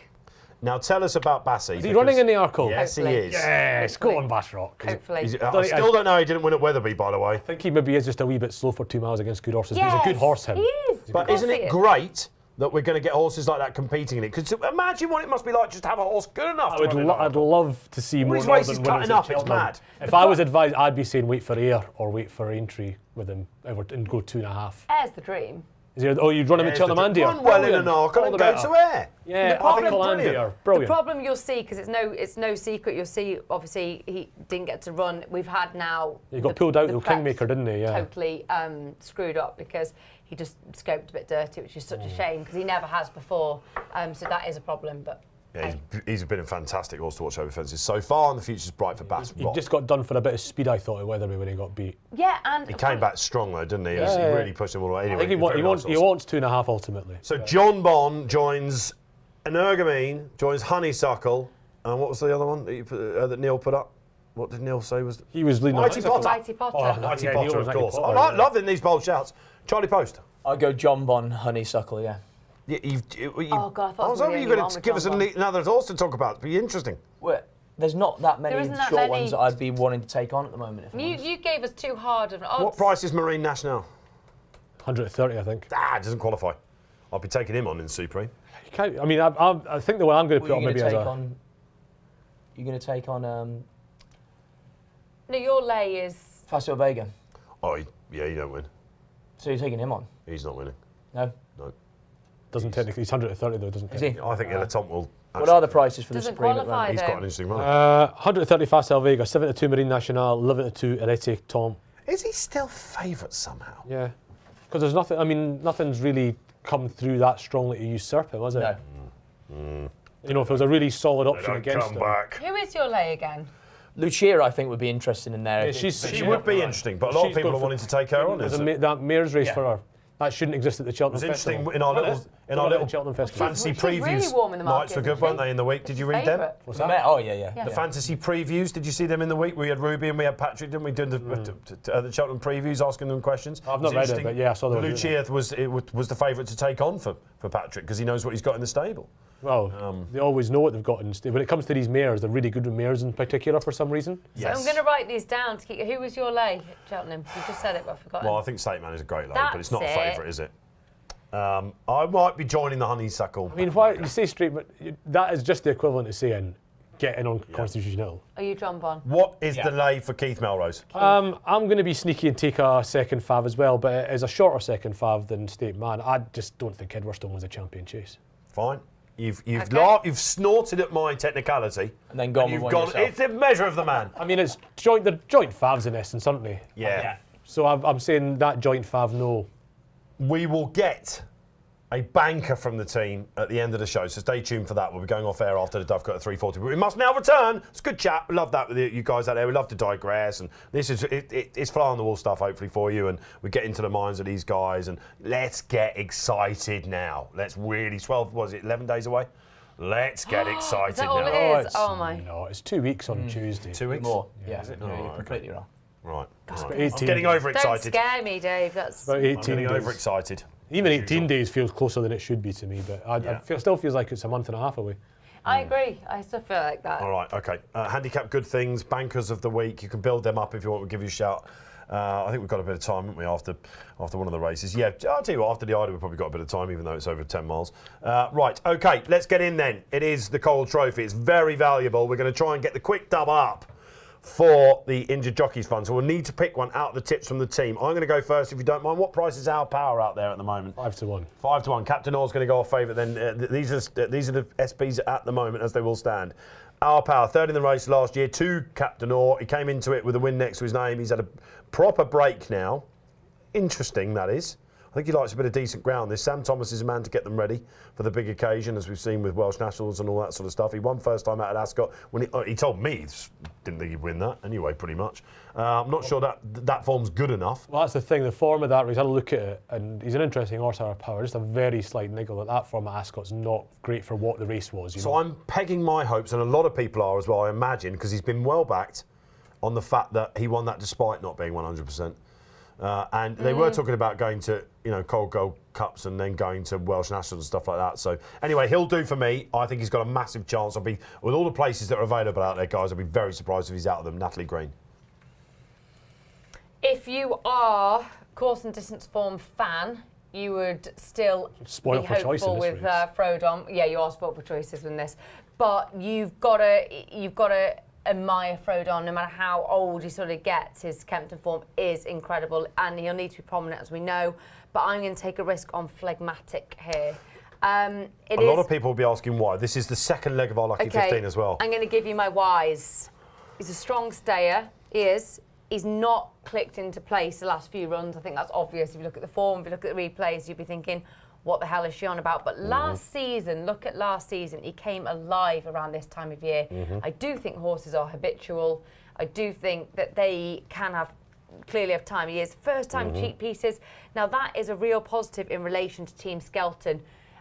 You guys will be able to find it better than me, but Dan Skelton with first-time cheap pieces, whether you're a cheap pieces fan or not, it's a pretty high statistic when he applies them first time. What I thought would happen with Phlegmatic is he could come off the pace for a fast closing finish. He's been back to Paul Keely's put him up as well in the scissors today. I've quite fancied too. I've put up St Calvados because I think he's a marginally more likely winner, but I've backed Phlegmatic each way. This is a race where you can easily have 3 bets. And Yes. Yeah, well, he won the 2.5 mile handicap race in this card last year, and he's basically been aimed at this race all year. He ran. St Calvi. Yep. He has been No, trying Phlegmatic. No, No, Phlegmatic. Phlegmatic. Sorry, okay, St yeah. Calvados has been probably laid out for this a bit as well. That run behind Your Darling at Ascot was a good run to start the season. Then he got hampered, but in the remastered race here at Christmas, and he travelled into that race really well and just didn't get home, having made that big move up and I didn't think of this, but Keely did. It was softer ground that day, and he just sort of drowned a bit in the softer ground. And he's never run well at Sandown. When he ran in the Masters last time, again, it was a race where his tactics, he's generally held up, they weren't coming to the fore of the Masters. Castle Robin just about made all to win that race. So, given that, you can forgive that one, no problem at all. The mark's £5 higher than when he dotted up last year on this race last year. Not this race, the 2.5 mile race on this card last year. A lot of upside. I mean, I backed him at didn't he? I remember. Yeah, I've backed him at a slightly bigger price, and not sure I'll be backing him at 9. All right. Well, Phlegmatic's coming. Well, we've got him in the Lucky 15. What do you like? Because we're Killer trying to get a Clown bet for on me. him. Yeah, you've put this bet on horse up him. a few times. Have I? You have, yeah. You put him up at Newbury, I think, when he ran, didn't he? Did I? Maybe I did actually. Yeah, he ran really poorly there. What sort of head carriage? Yeah. Yeah. Gower. This would be a big target. This would be the target, wouldn't it? I for definitely, Emma Bell? spring This is- horse, this loves is- Paid a lot of money for this bloke, didn't they? 300 grand at Cheltenham at the sales in 2020. He's penalised. And I think the up-in trip is interesting as well. Well, he's trip's always interested me with this one. I've backed him loads. And He's been well backed. when he was younger, I thought this is a 3 mile of this. Then he's had a couple of goals over beyond 2.5 and not looked the strongest steer. And I wonder if he's a 2.5 mile that hits the line hard. But I've had to have a little bit on him when only, because I've backed him so often, because there is just that chance he stays the 3 miles now. Just so you know, I've gone Killer Clown, not Killer Not Kane. Killer Kane, because he's not well back. Oh, he's on the sorry. drift. I thought you said Killer Kane. No, Killer Don't Clown. mix up your killers. Yeah. He's been on the drift, He is Killer drifted, Clown. He's yeah. drifted. He's drifted last. Killer Clown. 24 Tom hours, Bellamy. hasn't he? Did he win on the Christmas meeting a couple of seasons ago? Yeah, he dotted up as well. This is And then he won here. second time He over won 3 here in March miles, as well. He won the isn't it? silver I think he's trophy had or whatever one it's go called. over 3 mile. Yeah, right. ride. Okay. And he didn't, he's a funny one. I can't figure out the trip with this horse, but I'm still interested, and I've had a wee bit when For the Burks and the Siders, and Tim Sider also has a horse that I cannot leave out of my He loves good ground, calculations in though, doesn't he? Clondor Castle. Castle, yeah. Who ran really well behind Pick Dory on soft ground on his return.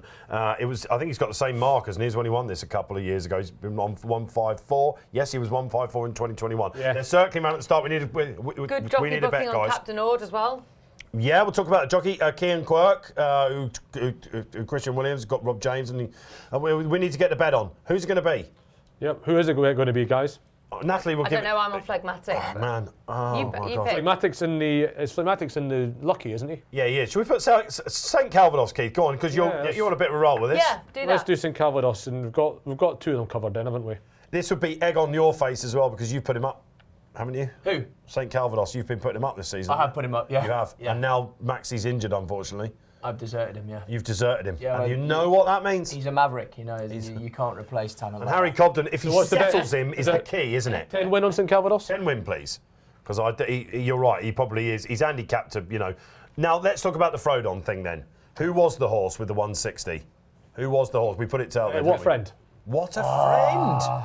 Crikey. Talking about Sam Thomas, yeah, there's that. What a friend, my lord. Okay. I forgot he ran in this.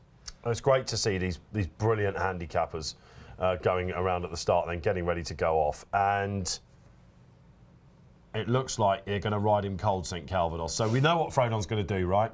He has made all in a King George here. He was brilliant in the Badger Beers on his return. Well, it's because of him that you wouldn't fancy Ansam, because I think Ansam needs to get a soft lead. I like Sam. I was with him that last day, and he you just- drifted out to a massive price. Adam Wedge is superb on him. They let him do what he wanted. He scrapes the paint, Sam, doesn't he? He's always on the inside. He's always on the turn. He was one of the favourites for this race last year, and he couldn't get the lead. And because he couldn't get the lead, I thought he took the huff a little bit. Maybe that's a bit harsh, but he didn't enjoy it as much because he couldn't get the lead. Clear favourite now, Captain Hall, guys. This race. Well, it used to be quite. You could look back to the days of Cannes and Gloria Victor's. A lot of them did used to make all in this, and Nakarat did it too. But nowadays, it seems not to be the way. Cian Quirk claiming 5. They were hoping they'd claim 7, but he's ridden more winners in Ireland than you need to claim 7 over here. So, Good though, isn't he? well, seemingly so. Seemingly so. And this is something that could potentially be another big half an hour for Christian, basically, up there. Because we've got Kitty's Light coming up, who's one of the, hard to remember a gamble like this, I think, on Kitty's Light. He was nearly sub 2-1 when I looked at him earlier. I know. I can't think of a time an Eider favourite's been shorter than that. 11-2. I would have thought, yeah. Buffoon.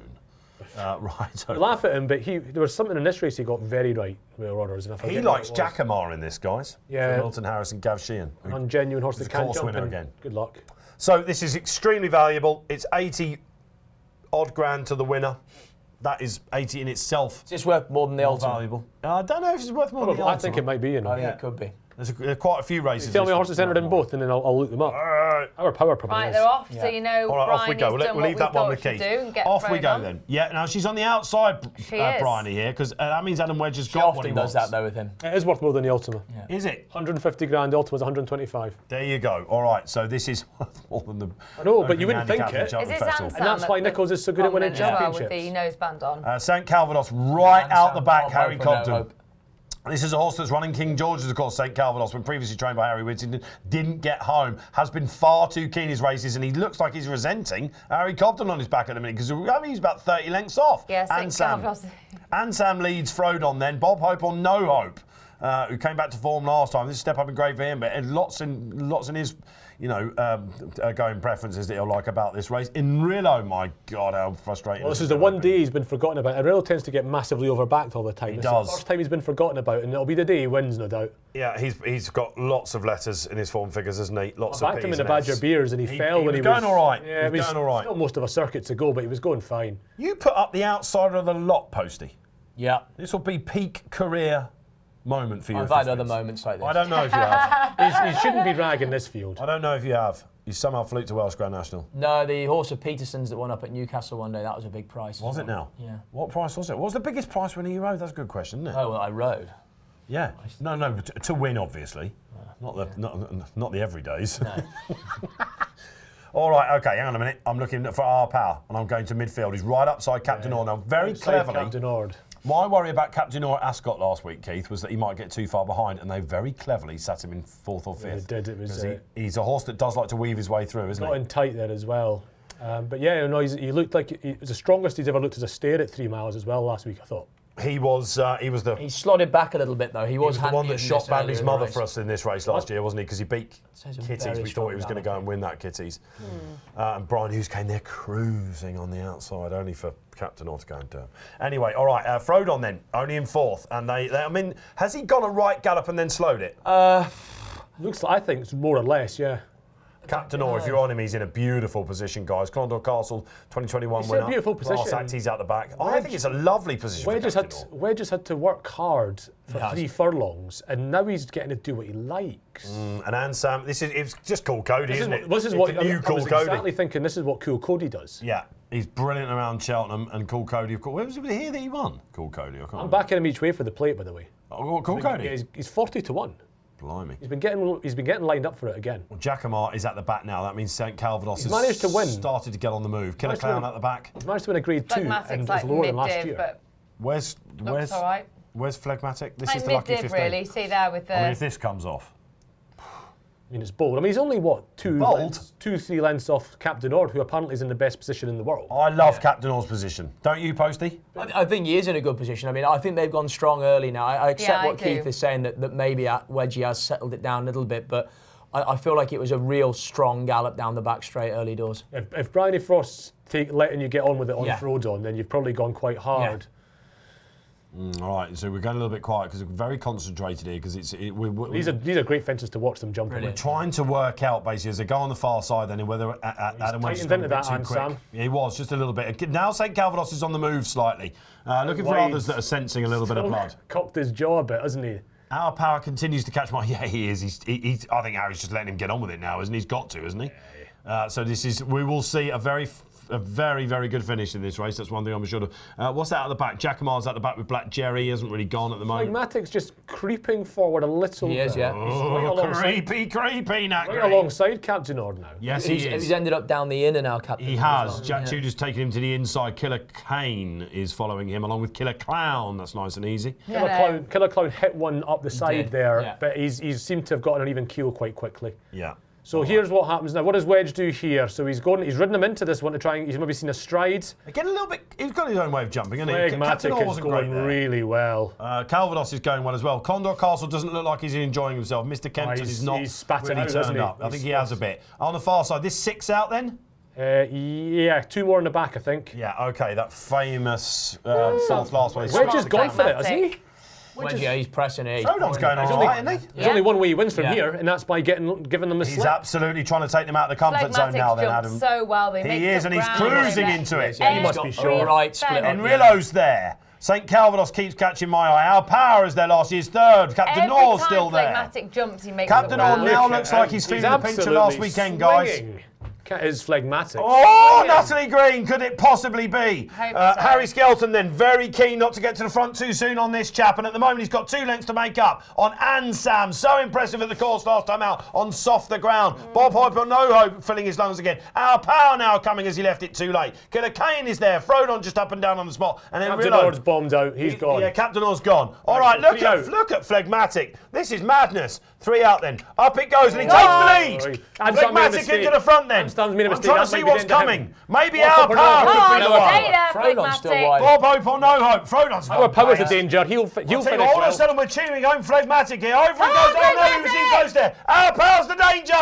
Dave Orton might be Oh, coming to get you here. no! I think our power's going to get him, isn't he? Phlegmatic. He is, yeah. Come on then, I'm our gonna power. get This is Sam robbed. Thomas, who's not I'm seen him gonna for get 118 days. John's still Phlegmatic's gonna be right crucial. All there. the jump, all the jump. Very tight again. Phlegmatic's going to come up second, I think, guys. Oh, I think our power's going to do this. God. Over the run and on the never. run, never in doubt. Our power, the gambler of the Hang race. on. Phlegmatic tries to come not back. fair. All too That's not late. fair. No, I'm not Harry having it. Skelton denied by Sam Twiston Davis in the biggie. I'm leaving. Our power does the business for Sam Thomas. I'm off. I'm leaving. Oh man, we thought we had that then, Devastated. didn't we? I'm devastated. Oh, was it an each way, Lucky 15? No. Oh, There you are cheering. That's the IGF you've robbed there. People, Yeah. that's their pockets you've picked. It says a lot I about will the be man. making a Does. donation. That's the measure of the man, that. I will be making a donation. How's he lost that, Phlegmatic? I'm Has he got to the front a bit devastated. too soon? He's possibly pulled, he's carted his way to the front, maybe a bit sooner than ideal. Because he's got in tight and lead to the last two, and Harry Skelton would be cursing his luck postie. Yeah, I think so. He's I mean, travelled too well, hasn't he, basically? Possibly, yeah. I mean, It's a sort of forced error, I always Gutted. think of those rides as. It's like a forced error. I think again that I'm he's probably absolutely picked gutted. a strong gallop, and then he's got sucked into being there a bit sooner than he wanted, and he's just got outslogged by maybe a more thorough stayer, I would say. Well, Horse would probably run more even fractions, really. Yeah, possibly. Yeah. do you know what? I kind of was very happy to finish second there at one point. No, 'cause you I- weren't. I mean, Exactly, don't talk I nonsense. tell you get what, me wrong. no one likes. I thought someone I was being- gonna No finish one likes second. someone being magnanimous in victory, and it's like. Jumping's won the game here for this guy. Who this is an interesting horse because he Look at where started off Anselm's with Alan finished. King. Having jumped the third last in front, Yeah. look at where he is. He's died on his back. Two have come miles clear, No, by but the you're way, right guys. about the jumping because actually Phlegmatic got close to the He last did, two, two. and he really And he's got been his beaten knees less in. than the length. It's cost him. He got One- his chest in. He's just, and You he's come wanted- back at the line. Look. You wanted Phlegmatic to go long at the last two, and he Yeah. didn't. He chipped, and that's you can't do that. Frodon in Frodon third, Bob finishing Hobb or no Hobb. What in fourth. a horse Frodon is. Yes, marvellous, absolutely fantastic. He's probably the. He's covered more ground than anything else out wide. He hasn't got his lead. This is a King George winner, finishing just third in the can't handicap. think of a more likeable- Killer Clown he won the- came down there, guys. He got up all right, though, thankfully. won the St. Pendil. Calvados pulled up. That didn't work out. He won the Pendil 6 years but ago. Jerry pulled up. Is that right? Yeah. Yeah, 6 years ago that horse won the Pendil. Frodon. Wow. Isn't it? Wow. He was 5, I think. Wow. He won the Pendil. St. Calvados place. No, Tom. He pulled up. Tom Leach out there. Let's have a look. All right. Okay. Listen, there we go. The big race of the day at Kempton. Handicap is valuable. And Sam Thomas pulls off another target. This is a trainer to take very seriously, isn't it? No, he's a very good. The thing is, weirdly, Sam Thomas is somebody you thought would get the hang of it from the get-go. He didn't. No. He was rubbish for a few years, and now he's I thought really, he'd be really doing what good. Ruby's doing now, basically, and being the pundit. He's charming, isn't he? He talks very well. He's a nice chap, and he's just made a great go of it. And Oh, Di he's- Walters, of course, has moved all his trainers. Still think Angel's Breath will be an interesting horse wherever he turns I mean, up it's next. just notable that horse is still. I mean, if something's running after 1,000 days, it's either a hobby, or they think there's something there. Yeah. But no, Sam Thomas is having looked like the boy most likely to disappoint for a while. He's now a proper trainer. Yeah, and that Danny Kerwin form looking a little bit better at Ascot last time. He was 5th in an Ultima off a mark of I 138. assume that's the aim now. You'll be what? Probably. You'll be 10, 12 to 1 for that now. Probably, but he was get the beaten in odds. it last You year get off a the odds, lower something mark. like I wouldn't have him in that. I think that was the day to be with him. Maybe £10 higher. Yeah, I think so as well. God, it's great, isn't it? That was really, really good to watch that. You can tell that we enjoy it so much because of these class acts. And yet, Frodon, we absolutely love you. Oh, and looky. They all come and have a go, don't they? But it sits I'm here. only 3 off you. You're doing well this week, unlike the They made a betting rule editor. up for Nat. They didn't give me double. The betting editor's having a shocker here. He's 11 points off me. You've got to get double for a forecast. That's like The best That- you can you finish know? is a point off Dave Orton. How does that feel? What? In the trophy. You can't win any Oh, longer. I can't win any longer. No, Okay. You can't win any longer. I can tell you're gutted about it, crushed. Yeah. How will I ever recover? Never is the answer to Just that. don't stay on You can have a 7. go, of course, at Cheltenham during the week, can't you? Because you're with us. Yeah, although I mean, there's all chase cards. I'll have a go, but at Cheltenham there's going to be some races that I'm not quite. You're with us on the Thursday and Friday, am I right? Absolutely, Oh, I yeah. can't And I'm wait for going that. to. Oh, I'm going to call the Gold Cup. Yeah. Oh, there you go. You've just called that you're calling the Gold Cup. I've done it the last 2 years as well, so I'm gonna. Yeah, I love calling the Gold Cup. Lovely. All right. Best Great sporting stuff. event in the world, not just the best race, best sporting event in the world. The Cheltenham. What better than the National? Yeah, of course. Who ever heard about John Motson? Yeah. That was Real shame. Yeah. I saw him at the Blackburn-Watford game about 2 weeks ago. Oh, really? Yeah, he sits not far behind me. Oh. And he's right. So was it? I didn't know it was sudden or anything. I just knew. Obviously, I heard he passed away. I think it was fairly sudden. And the voice of our youth, wasn't he? Iconic voice. Yeah. And the reason why I want to bring him up was because he did 10 World Cups, right? And yet he said the best sporting event in the world was the Cheltenham Festival. All right. And what I liked about Motson is that if you'd done like screen tests for commentators, he'd never have got anywhere with his little squeaky voice. But like Des Lynam would have got it, or somebody honey-hued voice like that. But Motson, yeah, he used to appear on the Morecambe and Wise show and stuff like that. Do you know what I mean? It was brilliant, wasn't it? So really sad news that John Motson passed away this week. He was the best of the best, wasn't he? The commentators, and he loved his racing. He did. I mean, he genuinely used to ring up Bruce Millington every year, asking about when. Bruce always talks about that. Yeah. When's the football pull out and all that sort of stuff. I was there one day when he did it. It's Motson. Don't worry. Okay, so that's that really. So okay, we are where are we going to Newcastle next, aren't we? For the only time today, but it is Eider time. It's Eider time. It's Eider time. Do you remember last year when we banged the desk? Should we do it again? No. Eider. Come on, Keith, it's in your honour. Eider. He's livid about the fact he can't beat Dave Orton. I can tell. Just never go back, Dave. You'd always be original. No, well, if you want to hear something original, Tell Dave that. I could give you something original. We got some now. All the young uns, they really, really like, don't they? These sort of chants. Do you remember at the Cheltenham Festival last year, where there was a lot said about the chanting? Do you remember? I love that. Yeah. Did you? Yeah, I thought it was great. Well, you were obviously there. Tell me about that.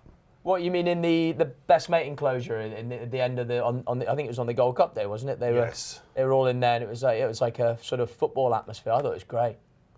Yeah, Did you have a problem with that? No, I didn't think much of it. I think it's good. I think we can be a bit steady and a bit staid, and I think it is a great sporting event to be celebrated, and it's not. The chanting and then the atmosphere was great. It wasn't like hooligans. Yeah, it was hooliganism. It was great. They weren't knocking 7 bells out of each other. They were just having a good time. And like, what the hell's wrong with that? And I got some voice clips from one of our producers, Sam Hart, earlier, who represents the next generation of racing. In fact, he does his own podcast called Next Gen. You can find it out there if you can be bothered to look. Oh, you're going to play his stuff. And I'm going to get to the album. I'm going to get to my. Look, see if we can get this. Kiddies like, oh, it's kiddies like, na na na na na na. Kiddies like, kiddies like. Absolute belter. Normally the stuff he sends me, I think he should be in the bin. Hang on. Hang on. Let's go. Oh, this is Tonto Foley. That was a big one from the last. Tonto Foley's a maiden no more. That was the best one. You think it was? So look, we love the chants, and we've got one about Kitty's Light, okay? We're going to be singing it if he leads at the last, as you are hoping, Keith Melrose. Yeah, I've put him up. I mean, Chanty's Alley's a better result for me, but Kitty's has to be on side. Has to be. You know, he's been laid out for the race all year, no question. He's £13 lower than when he was third in the Whitbread this time last year. He's placed in Scottish Nationals, Whitbreads, two Whitbreads, Badger Beers. You know, assuming that the ground's not desperate in the Eider, which obviously it isn't today. We've seen it at Newcastle. The ground's not that Bushy bad. Park's out as a result of that. And as a result of all that, you know, you've just got to think the Eider on pretty decent ground would be the perfect race for him. Yeah, I was on Bushy Park, and I said at the start of the show I was hoping that it was going to be soft enough for him. Connections obviously don't think it is. He was still very well handicapped. That means that I'm on 2, and I've got to be with Kitties for the forecast. But I think that Sam's Adventure might roll back the years. He's still well handicapped on his win. I thought he had to drop to Veterans Company to win again. But did you watch him? Have you been watching him this season? Yeah, of course. I backed him half the time. So last time at Catterick, he always looks beat. It wasn't that testing when he won it, was it? Don't think it was. It wasn't grim. It wasn't that bad at Catterick last time, was it? He was behind Bushy Park. It got a bit churny at Catterick that day, as it can sometimes at Catterick. It was soft when he won it. He beat Crossley Tender off a mark of 139. The two of them came clear off a relative... He's 1-2-5, the 11-year-old. Oh, no, I was backing him in races at Haydock and stuff, remember, because he's won Tommy Whittles or Peter Marshall's. He has, He's still a double. No, he was. I think he ran in them both. Anyway, I like him, and I'm going for Kitties. Kitties on top. The price is mad. We're in some crazy universe, aren't we? Kitties Light is 2-1 to win a race again. Natalie, what do you like? Yeah, it's ridiculous, isn't it? We're like excited about 2-1 on the Eider. I mean, it's insane, but it's everything with Kitties Light. It's the narrative. It's Christian. It was Captain Ord last weekend. It's the planning. If there's a man to do it, it's him. We've talked about him training on the beach. Kitties Light is a relatively slight horse. He's not actually very big. He's bred for the flat. He's bred for the Derby, of course he is. But because he is that slighter, littler type of horse, I'm more excited about him because of the ground today on the Eider. Yeah. That's what makes me even more positive about Kitties Light. You know, he's off 132 today. Like, this has been the plan. He's not won for almost 2 years, so you could think you're absolutely barking mad. But when you put all the factions together for today, Jack Tudor, of course, is there to ride him. But, you know, he could have been. Jack Tudor was down to ride all the Kempton horses. He was. He basically was going to ride Kitties wherever he went. He was, whatever, you know. So there's loads to look at. But I think it's a race you've got to have a good each way in. So I'll give you my each way as well, which is that Shanty Alley. It's a big price. It would be my each way. The Sky Bet Chase last time, I'm happy enough to put a line through it. Look, it was a deep enough race with quality. He made a bad mistake early on. Then he really lost his momentum. He couldn't really get into the race in the way you'd like him to see. So I'm happy to kind of ignore that, because before that it was exciting. Second at Newbury in that 3 mile 2, the Mandarin. He was only beaten 3/4 length in that Mandarin.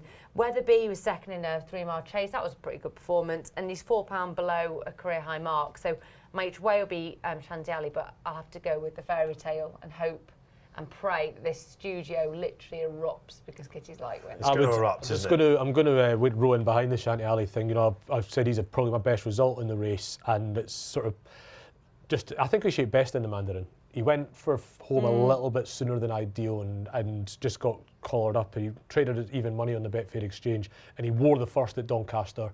He lost about 4 places with that mistake, and it was just game over from there. Yeah, it was. Yeah. So, you know, take that run away, and he'd be 10-1. Ben Case was back in the winners' enclosure, wasn't he, at Doncaster during the week? Yes. Lovely moment that on Sky, because you saw the owner give it a large as well. It was good to see. So, you know, you've got him there. What's interesting about this race is you've got Kitties, and I don't think the horses right behind them in the betting are the ones that are the dangers, you know. Sand Adventure had to go right down to win a race. No Cruise Jet's been winning much lesser races. In Rem's been massively punted. I can sort of see it, but I'm not... I don't see it. It's his Harry Fry thing, isn't it? It's Williams. It's Williams, sorry. Yeah. It's not a great Got the jumper. colours It wrong. can't really jump that horse. And at 16s, I could just about see it, but at 8s, I'm not interested. Galloping Bear, his big win, he had a bit of substance in his system. He did, yeah. So, you know, the rights and wrongs of that, you've got to say that can't be taken as a representative run. Then you've got horses... Bavington Bob, he's drifted now, but at the time you thought he was a bit of a will this do second favourite. I'd have put Evers Oscar in second favourite. Ben Clark has had a winner on the card earlier on for the Galloping Bear, by the way. Endless Escape justified favouritism in great style. Yeah, I'd have put Evers Oscar in second favourite. Definitely a horse that will stay as far as you like. Runs in races that are at least as good and often better than this. I've also put a bet on Houston, Texas, who's been prepared for this race very similarly to the way Baywing was when he won the race for Richards a few years ago. He jumps better than Baywing used to, and he looked like a horse that he would run as far as you'd give him to run when he won at Carlisle in the autumn there. And I suspect it's been all about the Eider since. This is exciting, isn't it? We are now, 6 minutes away. Charlie all? Post. Before we put the team bet on, and it's going to be a tricky one, this. But what are we going? Well, Perhaps I've you been can help with us. Kitties Light the whole You're with time. Kidders? Yeah. Man, what do we do with Kitties in for the Jockeys Fund here? I feel I like know, I it's owe hard. them one here. I know, it's hard, isn't it? I I think he's the one, so we can all get behind it. Because if there's any horse going to cruise 3 or 2-1 is in serious danger of going. When you look at the Betfair Exchange, it's nearly gone. 7-4 on my machine here. Yeah, okay. What? Okay, let's look at SPs in the Eider. There we go, look. There we go. Are we going to put this? I mean, are we actually going to bet the fab in this?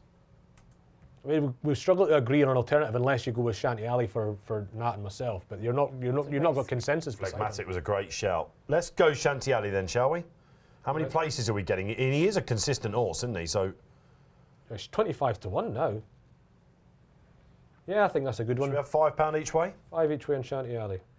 Each way. And let's have a three £10 places, win on kitties as well, shall we? To Is it save 4 the places? stake. It's 5 places we're getting. 5 places. 5 places. Love it. All right, and let's please have a £10 win on kitties. And 10 on That's the way kitties. that Mission Control would like us to play this race. And 10 on kitties. Yeah, because we all it's just we all got to be behind him, haven't we? It's When My Wings won the race last year, do you remember she went odds on before the turn? Oh, And we just couldn't believe it, could we? well, I unbelievable. could believe it because he's pulling a double handful. How many unbelievable. fences no straight? Nothing else was Newcastle? nothing else was travelling. Oh, yeah. It's unbelievable. You know, never been over that distance. And, I don't know. I couldn't believe it personally. She went odds on before the turn. Anyway, she was 11-2. Yeah. The only favourite to win it in the last 9 years. It was obviously called off one year, wasn't it? I'd imagine. Yeah, 2016 was called off, and 2020 we didn't see it, obviously, No, it was nothing to do with that. wasn't it? Because it was before COVID. Oh yeah, of course it was. Here we are. I know. Where we did just- COVID hit? I know. Anyway, forget all that. Let's just move on. It just does your head in, all that, doesn't it? All right, so we've got a sub 2-1 favourite in an Eider. All the stable have gone up there, apparently. So Christian's at Quite Kempton. right. All the stable have gone up. All the Just owners and see trainers the and way this backers horse up has there. been campaigned all season. There's been one day in mind. It's a day where he could run in the Eider or he could run in the RP Chase at Kempton. They'll plan the season round it. You know what Williams is like. The thing is, they talk about the trainer on the beach and that. What's really good about Christian Williams is actually a very good placer of his horses. Because Kitty's Light's been placing in these big marathons since he was 5. And what most people would have done at that stage is they'd have gone, right, let's get this horse ready for the Grand National as soon as he's qualified at 7. And it was better last time behind Ansan, wasn't It it? was better, and Williams knows that this horse isn't good enough to win a Grand National, so he gets him to put him in the race that he can win, but is worth a lot of money, which is the Eider. And then he does things like he's done with Keane Quirk at Kempton, because that's something that we've seen. You know, in the old days, you'd never have dreamt of giving a jockey with that much experience a big ride like that. But Williams and to an extent Gordon Elliott have pioneered giving these lads a chance, because it's one of these that when you're good enough, the £7. Jordan Gainford's Jordan Gainford's exactly the same. example, yeah. I know he was a shunter though for Emmett Mullen. So it's these clever young trainers that are giving these jockeys chances, and Williams is one of them. So he's actually a brilliant placer of his horses more than anything else. So you spoke to And I Ruby think Walsh if you and Pat do- Doyle about this young lad. But I think if you do plan properly, you know, you can pull it off. You can, because you've got the time, you've got the plan, you know what you're doing. He is capable of finding one too good, though, obviously. He hasn't Yeah, won of for 2 course. years. Yeah. I mean, he's never been winner of They one. tend to be stable, mates. I mean, we are saying this, but I mean, like he was placed in a Scottish National and a Whitbread or Bet365, whatever it is now. Yeah. But I mean, we're saying about he was placed off marks in 142, 145, and he's got him down £13 this season. Yeah. So, Yeah. Can I give you a quote from We're talking Solo, about please, planning, before is we're it? waiting? Yeah. Solo, different horse this year. Just needs time between his races. He cauterised his palate before this race.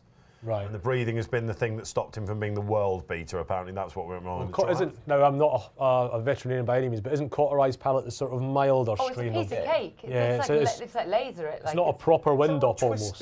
Was that what Shishkin? You burn it away. yeah, as in basically the soft palate is the muscle that covers their larynx and they're obviously where their food goes down, and when they're galloping, it's supposed to stay rigid and not flap across But their if larynx. it But what flaps? happens is it gets loose because it's a muscle almost, and it starts to bellow when they're under pressure. So what they do is they laser it, so they scar the surface of the soft palate, which creates scar tissue, which makes it stay rigid. But it needs repeating. You can do it again and again and again because it's something that doesn't last But forever. it's fun how everything now comes under the umbrella of wind up, but I mean it is so mild that it's. Yeah, that's what I'm saying. yeah, I know that there's sort of it's- 5 or 6 types of breathing options you can do, and that's the one that seems to be the I mildest. mean, back in the day, we used to put a hole in them. Remember, like Mad Max, I remember Mad Max getting that. He was like one of those people that Yeah, he smoked used to too put much. a big hole in. Yeah. Well, he won't be going to Cheltenham either, which we called straight after the race. Oh, of course he would. Sandown the week before, which is there is that valuable one. There's also it's a handicap, that. back at Kempton. Yeah, handicap is looking like he's going to go there, and the future champion Novice Chaser Air looks the big target for him later on. We might be coming up against Bass Rock. All I mean, right. I'd sit second to him. Tell whoever's riding him to sit second to him because he's not fast as Solo. There's quite a bit of chat about this race as we were hoping for in the community, and let's have a look at you. When did Kitty's Light actually win? Kelso race. Almost 2 It was a years Kelso ago, race. Exeter as well. I remember him winning around there. Yeah, but I mean, he's second in the Scottish National of 143 to a People are horse. saying this is madness, this price, basically.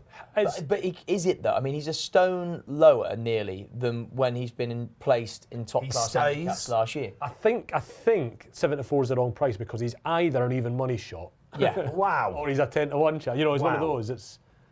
Okay, and what? So Okay, 7-4 is wrong. Let's look for some Yeah, negatives essentially, in that price. exactly, yeah. His run style could be a bit of a worry because he can get in close. He's small and he does hit flat spots. He does hit flat spots. But if Is you it a remember worry that in a race like Bet365 this though? not of his distance, really, is The it? Bet365 Gold Cup is the big target again, obviously, because he was very unlucky not to win that 2 years ago, and he ran very well in it last year. Is this And not he the get big his target? ground. This is the big target. Yeah. All They're right. they're off in the Eider, and Eva's Oscar's off prominent with them early doors, and something out wide there in blue colours. I can't Not quite. very good Is it the Galloping visibility, is it? Bear? As in, I'm loving the fact that pieces. Keith's call of the day not is in HD. blinding sun. Is in Mighty blinding Thunder sun. up there as well. Mighty Thunder is up there, Yeah. and he's is that him in third there? He is chucked in as well, Mighty No Thunder. Cruise yet is up there as well. No Cruzet's on the inside, isn't he? Somewhat One more packed. Fleury's up on the rail, just on the inside of Eva's Oscar. And what's that other thing on the wide outside there? Shanty Alley. That is Shanty Alley. Yeah. So as they're coming over the first, Like he's spotting. What I do. Keith's got a spotter. got a spotter here. Eva's Oscar, No Cruise Yet, and the Galloping Bear. They're the three in your front rank. One more Fleury on the inside. Rathanur is in midfield. Houston, Texas near the back, and Remy in the back. Sam's Adventure right out the back, which isn't like him. Kitties. it was Babington Kitty's Bob's light at the that back, pecked, Amateur Dave. at the back. Kitties is 2/3 of the way back. Pecked. But they're not going any pace. 2 more laps to go, really. And No Cruise Yet is going to rise first with Eva's Oscar. One more Fleury up the inside. Matt Galloping noticed Bear an on the early outside. error, Keith, for Kitties, but he was Sure, better he there, pecked wasn't on he? landing. Did he peck on landing? Yeah. Shanty Alley's up with he's prominent on the wide outside too, but they really are just hacking to these fences at the moment. No Cruise Yet jumps first. Kitty's, again, a little bit steep on landing there, and he's just about last with Sam's Adventure and Babington Bob. It's a bit too early to start worrying, but they really are going no gallop here in the Eider. How many times we go round? 2 more after, isn't it? Amateur's not too tidy there, and he's most of the way back as he tends to be.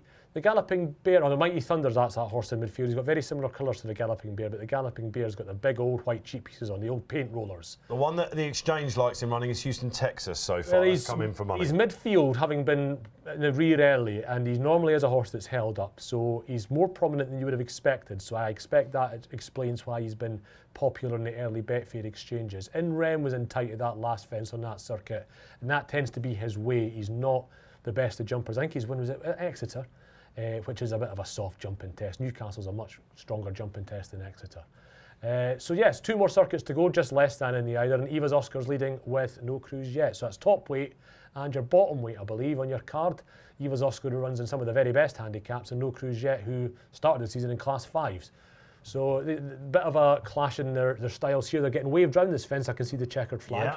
So they're not jumping What's this that one. about then? Sun, is it? I don't think it's, well, it might be Sun. I can only assume it is, but they're not jumping this one. It's fair to assume they won't jump on the next circuit either.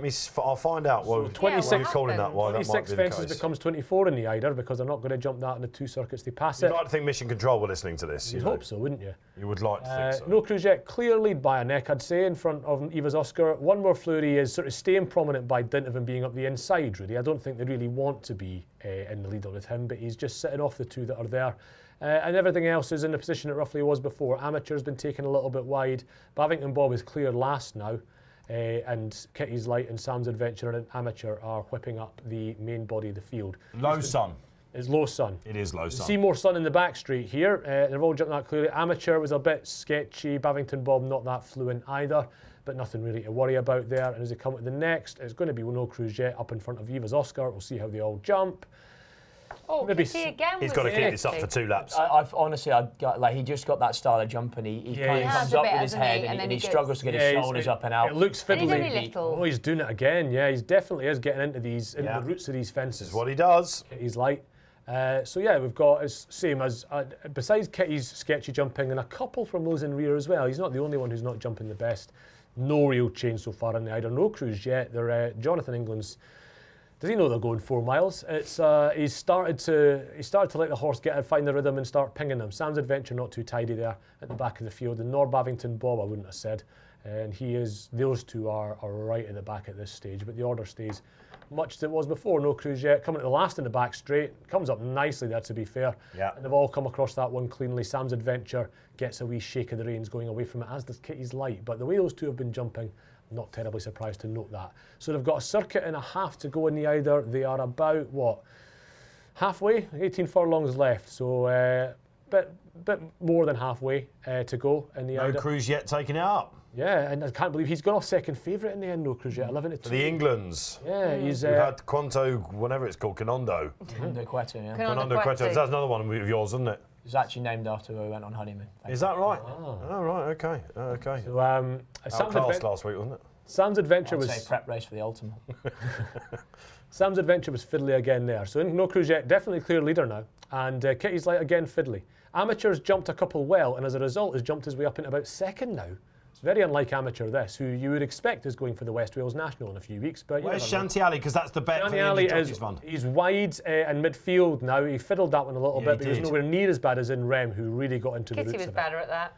So we've got a circuit to go in a bit in the Eider, and really not much changed apart He's out from... to 3-1, Kitties. Well, I'd expect him to drift a little bit. Amateur is the one who's moved right up. He's up with Eva's Oscar and right on the outside. 13-8. Look, there's your SP. Seven. Wow. There's 7 lengths covers the entire field here with the circuit to go I'd in be the quite Eider. happy with that now, actually, on Kitties. He's starting to warm Yeah, up no, a I bit to my agree. eye. He's jumping better as well, and he is, honestly, those last two he jumped a lot better. He's a horse that just comes alive when everything else is crying enough, isn't it? I'll tell you what, He'll In stay Rem all is looking day. in He'll all stay sorts all of day trouble. as well. You put another 0 on him, guys, I'm afraid. Yeah. He absolutely rooted the last on this penultimate circuit, enough so to put him that's enough for him. Maybe he's just not. He's got a long time until he jumps again, at least. That groundsman a bit to get under the rail. David Kirk says in running, Shanty not out of it, guys. What do we think? I mean, he's travelling fine, but see it. nothing's out of it apart from maybe in Rem. Amateur coming into it. Paul Keeley put this up, didn't he? He was interested, but thought he'd be going for first last. I was on In the Know with Paul last night, and that's the impression I got from what Keels said. But Houston, Texas hitting a flat spot. So is Kitty's Light there. Yeah. Pushed along for a couple He of got a times. little worry bit of a about tap, that with didn't he? him. But- we're going to No, come. not. They're turning the back straight now, and once they've jumped the first in the back, I think you'll start seeing who's really travelling and who's sort of sitting there and on their limit really. I'm mixing the Galloping Bear up with something that... Mighty Thunder. Mighty probably. Thunder.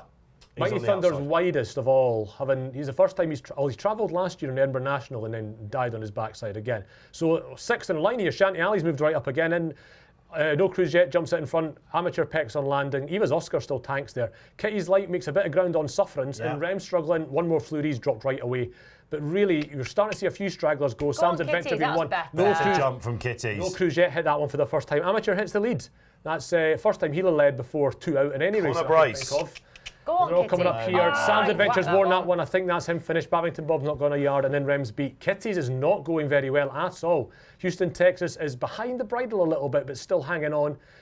He's a little bit more comfortable than The Kitty's. but exchange is not Rathenoir just coming off worrying the bridle about now. Kitties yet. He's still holding his price, guys. He's only 3 lengths down when you see the angle. The camera's switched in the last couple of minutes. Eva's Oscar jumped that one in front, and you think that maybe Alan He's going now, Jones Kitties, is. isn't he? No, he's not. He is. No, he's not. He's about 4/5. That's what I mean. He's going. He's getting going. Right, but Is that Shanty Ali? Come on, man. He's supposed to be spotting. He's let him lose his position a little bit. He's not really going Amateurs yet. dropped right away. That wasn't a good jump from No, Kitties, he though. just doesn't know always. does he? Amateurs is not fit. He'll Sam's be Adventure. going for it. Shanty Ali's coming into this, guys. Shanty Ali is still travelling quite well. Eva's Oscar's going as well as anything, really. Houston, Texas has moved into third here and isn't out of it by any means. But Kitty's Light is behind the bridle. He's going to have to find an awful lot from there. Mighty Thunder still there. Galloping Bear comes off the bridle. Houston, Texas still goes really well, lads.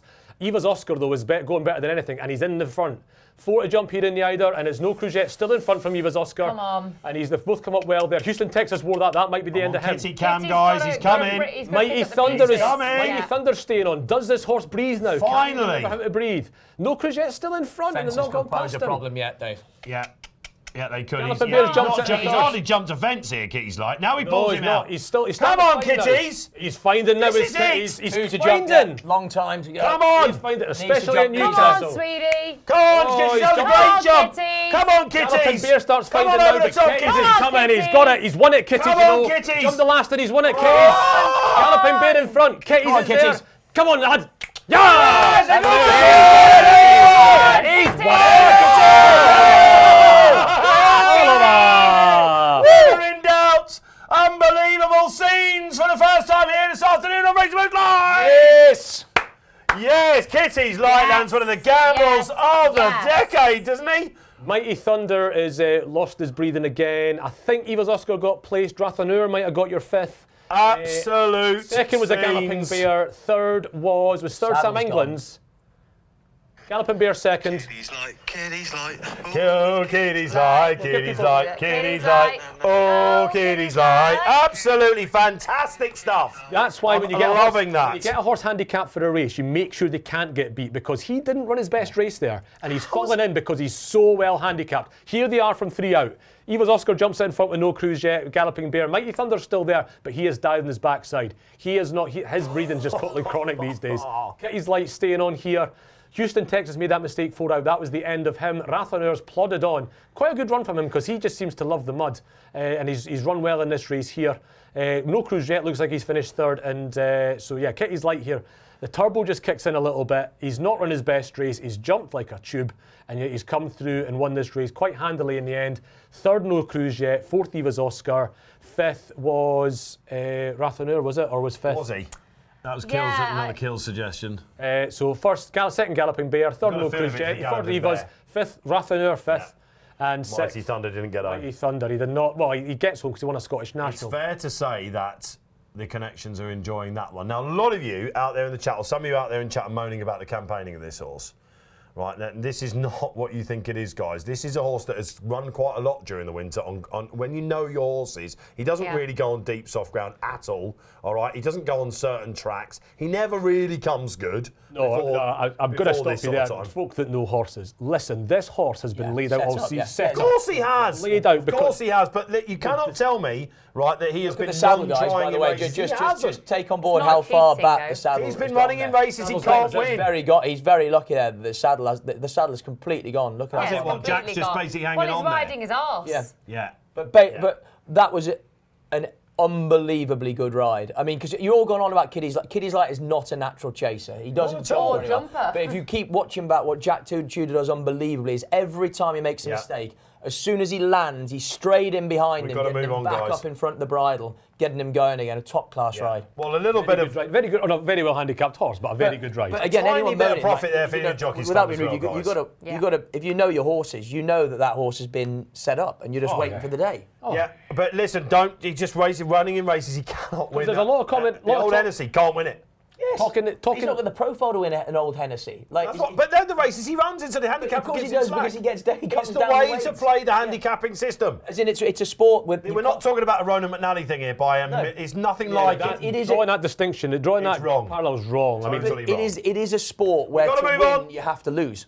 There's rain at Kempton, we're hearing. I'm with you, but I think the discussion we need to have is... They could keep going on forever, these boys. They just ran him in races he can't win, and the handicap has dropped him down. We'll be debating that in the Thirsty Bear in South Bank if you want to come and do that debate with us. But we must now move on. You're talking over us a lot today. No, you unbelievable. Me and Keith here, we're having a chat. It's like the Keith and Posty show. Yeah, well, poor old Nat sitting there going, when will these two stop? We'll let Nat in on the conversation with you. Come on, done with you. This is my Nat for the Lucky 15. Oh yeah, Lucky 15 one. How's it going? Well, my Nat just came in. Yeah, so we're on the treble. Double up, Posty. Yeah. Ah, there we go. Yeah. The old mates. All right, okay. All right. AP show, that's what we're going to have. I'm on Hansard here, guys. I'm on Hansard here. God, this is, tell you what, this has been fun. All right, Rubbo's the one I don't like. I'm on do like it. Hood on for the first time. He went absolutely tonto in the Betfair hurdle. Yeah. He's got enough ability to take this out. Steve Mason has napped this. This was a worry for me being on Hansard, but Hansard was a big drift. He's now coming back in. It was the ratings that put me onto this horse a little bit, because he's so far clear on the ratings, and yet he's only not favourite because he lost his head. He's got that rare edition form as well on Boxing Day, which is always a strong race. That's normally one of the strongest non-graded novices of the season. You Can Tango is a decent horse, but you like... You Can Tango. And... That was it. You like Mullenbeg as well, don't you? Yeah, but I took myself out of Mullenbeg because she Baby does... brain. No, because she does too much, and then I really took myself out of it. And if Mullenbeg now wins, I'm like, oh my God. But so race quickly, You Dave. Can Tango, come on. It's Hansard. Yeah, he's well. So, and we're going to let Lucky 15. We won't put a bet on it. We'll put a bet on because Lucky 15's on for a treble here. Yeah, come on then. All right, this is going to be fun. You Can Tango needs a positive ride. That is a good thing. They think the world of this Hansard, Posty, don't they? By the way. So I was hearing from Dave Cross, the syndicate manager, yesterday. Yeah, they say they think he's very, very special by all accounts. Yeah, and Monophilia Racing Syndicate is really shot. Job. No, like the Midland Park this year, aren't they? You know. who are obviously Okay, right, the best known. Are you going to call this? I want to be here. No, Go for I'm it, go on. No, I'm a hell. I'm just about You Can Tango. I exactly want to be here. Positive ride Where's on here? slightly better ground. Just exactly, Dave, where it's got to be positive. I don't want him at the front. Seats. Yes, but tell Top people that seats. are listening. Oh yeah, you can't see the pictures, can you? I like how they put the hood on Rubod, and yet Cobden's not just going, I need to try and settle him. I'll let the horse do what he But wants. he is way more relaxed, isn't he? Yeah, I think he is more relaxed actually. That's what the horse. He's done that beautifully. That's the horse's rhythm, isn't it? Yeah. Yeah. All right, Mullenbeg, let him who find Nat it. said would be lit up, is indeed that out the back. It's interesting that he's It's going a for problem, a Mullenbeg. third winner from 3 runners, Chris Gordon, in this race, and Cave Legend, who was sort of like, I think he was a late notice. He was slightly interesting, I thought, with the profile of the trainer. I backed a horse against him at Lingfield when he Flying won on. last time, and I thought I had him Yeah. cold, and he Awesome. came back and got me on the line. Gary Moore's? No, it wasn't. No, it was the horse that finished third that day. Took it up at the last. I can't remember. Ah, what it okay. was. Anyway, on we go. It was a Neil King horse. Okay, You Can Tango has got some interesting form in the book, hasn't he? He is back in third. Nat's pick there. Imperial Bede, Imperial Bede, however we're calling that. JP McManus, that's for sure. And John Joe O'Neill, he's in midfield. Hansard out the back at the moment as well. Game winner. He's done it on heavy and soft. He's done it on good ground as well. And Postmark, who won pretty much as he liked, albeit a Mickey Mouse race, on much better ground at Newbury. Just if you watch You Can Tango now, going like he wants good ground. He's got the most soft ground action you'll ever see, His and it just knee shows you action it is doesn't always mean anything. so high and rounded, and Yeah. you would think, yeah, you want to go in the mud, but actually no, prominent Tolworth and he pulled slightly it up in? Yeah. better is a positive for You Can Tango. No, it's true. We're still buzzing after Kitty's here, of course. Absolute gamble landed. We'd love to see it. It was a crazy price, wasn't it? And it spiked up on the exchange, that's for sure. Horse tried to beat himself and couldn't. Madness. Yeah. Basically, yeah. Just brilliant handicapping. So that's what we think of it anyway, that's for sure. Okay, right. Rubbo then at the moment. How are we pronouncing this horse? Rubboed. Rubo, isn't it? Rubboed? Rubo. Rubbo. We're happy with Rubbo. It's Rubo? silent D, isn't Ribeye. it? Rubo. I think it's yeah. Rubo. All right, tasty Rubo. whatever you think at the moment, because he's being taken on by Tom Cannon and Cave Legend.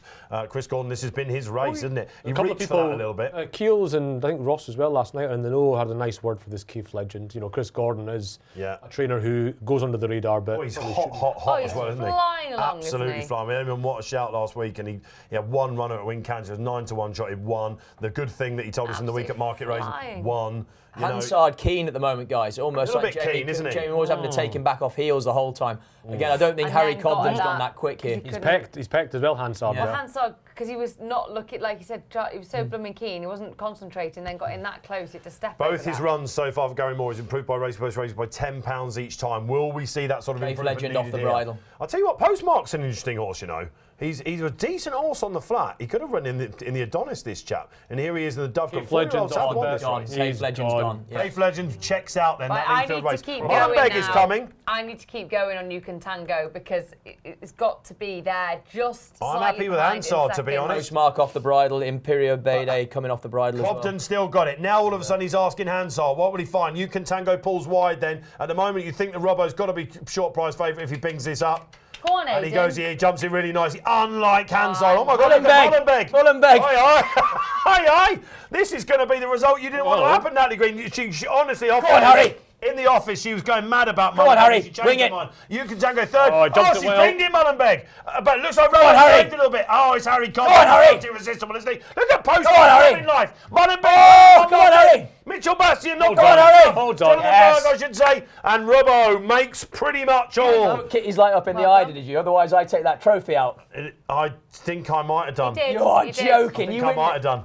He did. I think I might have He done. did put Kitty's It's not light. up for debate. Well done, though, chaps. You both Well done. fancied this. It's done me in the lucky 15, but he bounces back, and it's being forgiving nature, isn't it, with these horses, Keith? have to. Well, it's a young horse that just, you can see what went wrong in the Betfair hurdle. Can you rationalise it? Yes, you can. He went tonto. You got a hood on him. Harry Cobden got him into the right rhythm, which is to bounce him out without letting him go loopy, and it was the right thing to do. Again, a little bit, they've let Cobden take the mickey out of them. Yeah. Another He's- very good ride. Yeah, it's done it. and he's strong, isn't he? Yes, he lifts very. these horses. Was it Ilrato? No. What was it called? Sonagino the other day at Wincanton. My lord, I he can lifted never that. say no to that horse. Sonagino. I always says But it's a two core attributes I look for in a jockey: the ability to control races when they get presented with a lead, and the ability to lift one home. Yeah. And Cobden's brilliant at both. It's actually the two attributes that have got the Tory as far as he's got over the many years, and all the best jockeys have it. She's all the most she's successful run jockeys have. really well, hasn't she, Mullenbeg? She's ran so much better Take than... the piss when they need the can. Because like I said, I talked myself Get one out of on. it because of just how much she does at the start. But I'd probably chance her again another time, actually. She's in the mare's novice at Cheltenham. Second, I saw her head on the first run through. Maybe I'm a bit harsh on the second one.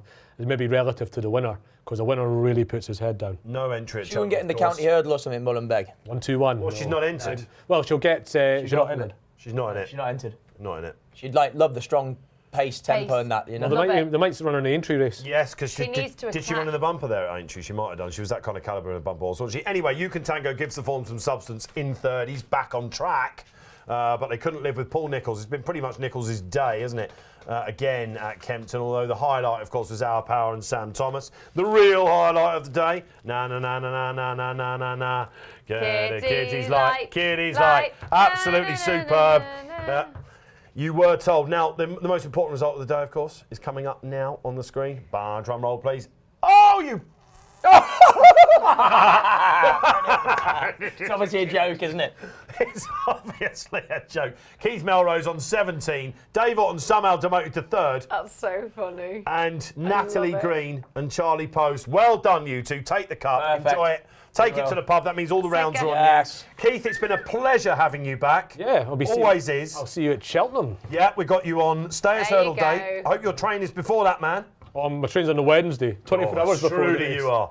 Yeah, because there's another blooming strike going on. Then we'll be with Gold Cup Day. You're now having a little break, Am I? and we'll see you. Yeah, Well, you Cheltenham's are. only 2 weeks Cheltenham, away. yeah. Well, you're having, we're not seeing you before that, though, are we? No, you're not, no. Right, you're having a little break. No, I'm having a little break. You'll be at ITV More Battle. You got your little clipboard there, haven't you? Forgot I just thought that. All right, Yeah, great. I'll be at more battle. Yeah, on All right. Saturday. Well, Friday. Take it and easy, get your feet up. Something you like to do all the time. Congratulations. Thanks. You started off on a flyer and you've ended well. Well done. All right. And Posty, we are not seeing you now until probably Aintree, I would imagine. But I've not got any dates in March. What's going No, on? not yet. Well, if you'll play Bertie Big Bollocks during the Cheltenham Festival, then you Yeah, exactly. Yeah, You'd rather be with John Hunt and Well, Dave no, you're Orton. doing the morning show I am, yeah. for Yeah. Cheltenham. Oh yeah, the Good Morning Show, which will be coming to you around about 8:30 each morning of the Cheltenham Festival, including the Monday as well. Well, I've been Dave Orton, and it's been a lot of fun. Well done to Mission Control, Dave and Sam as well. Well done to you for watching. We've loved having you with us. Ta-da.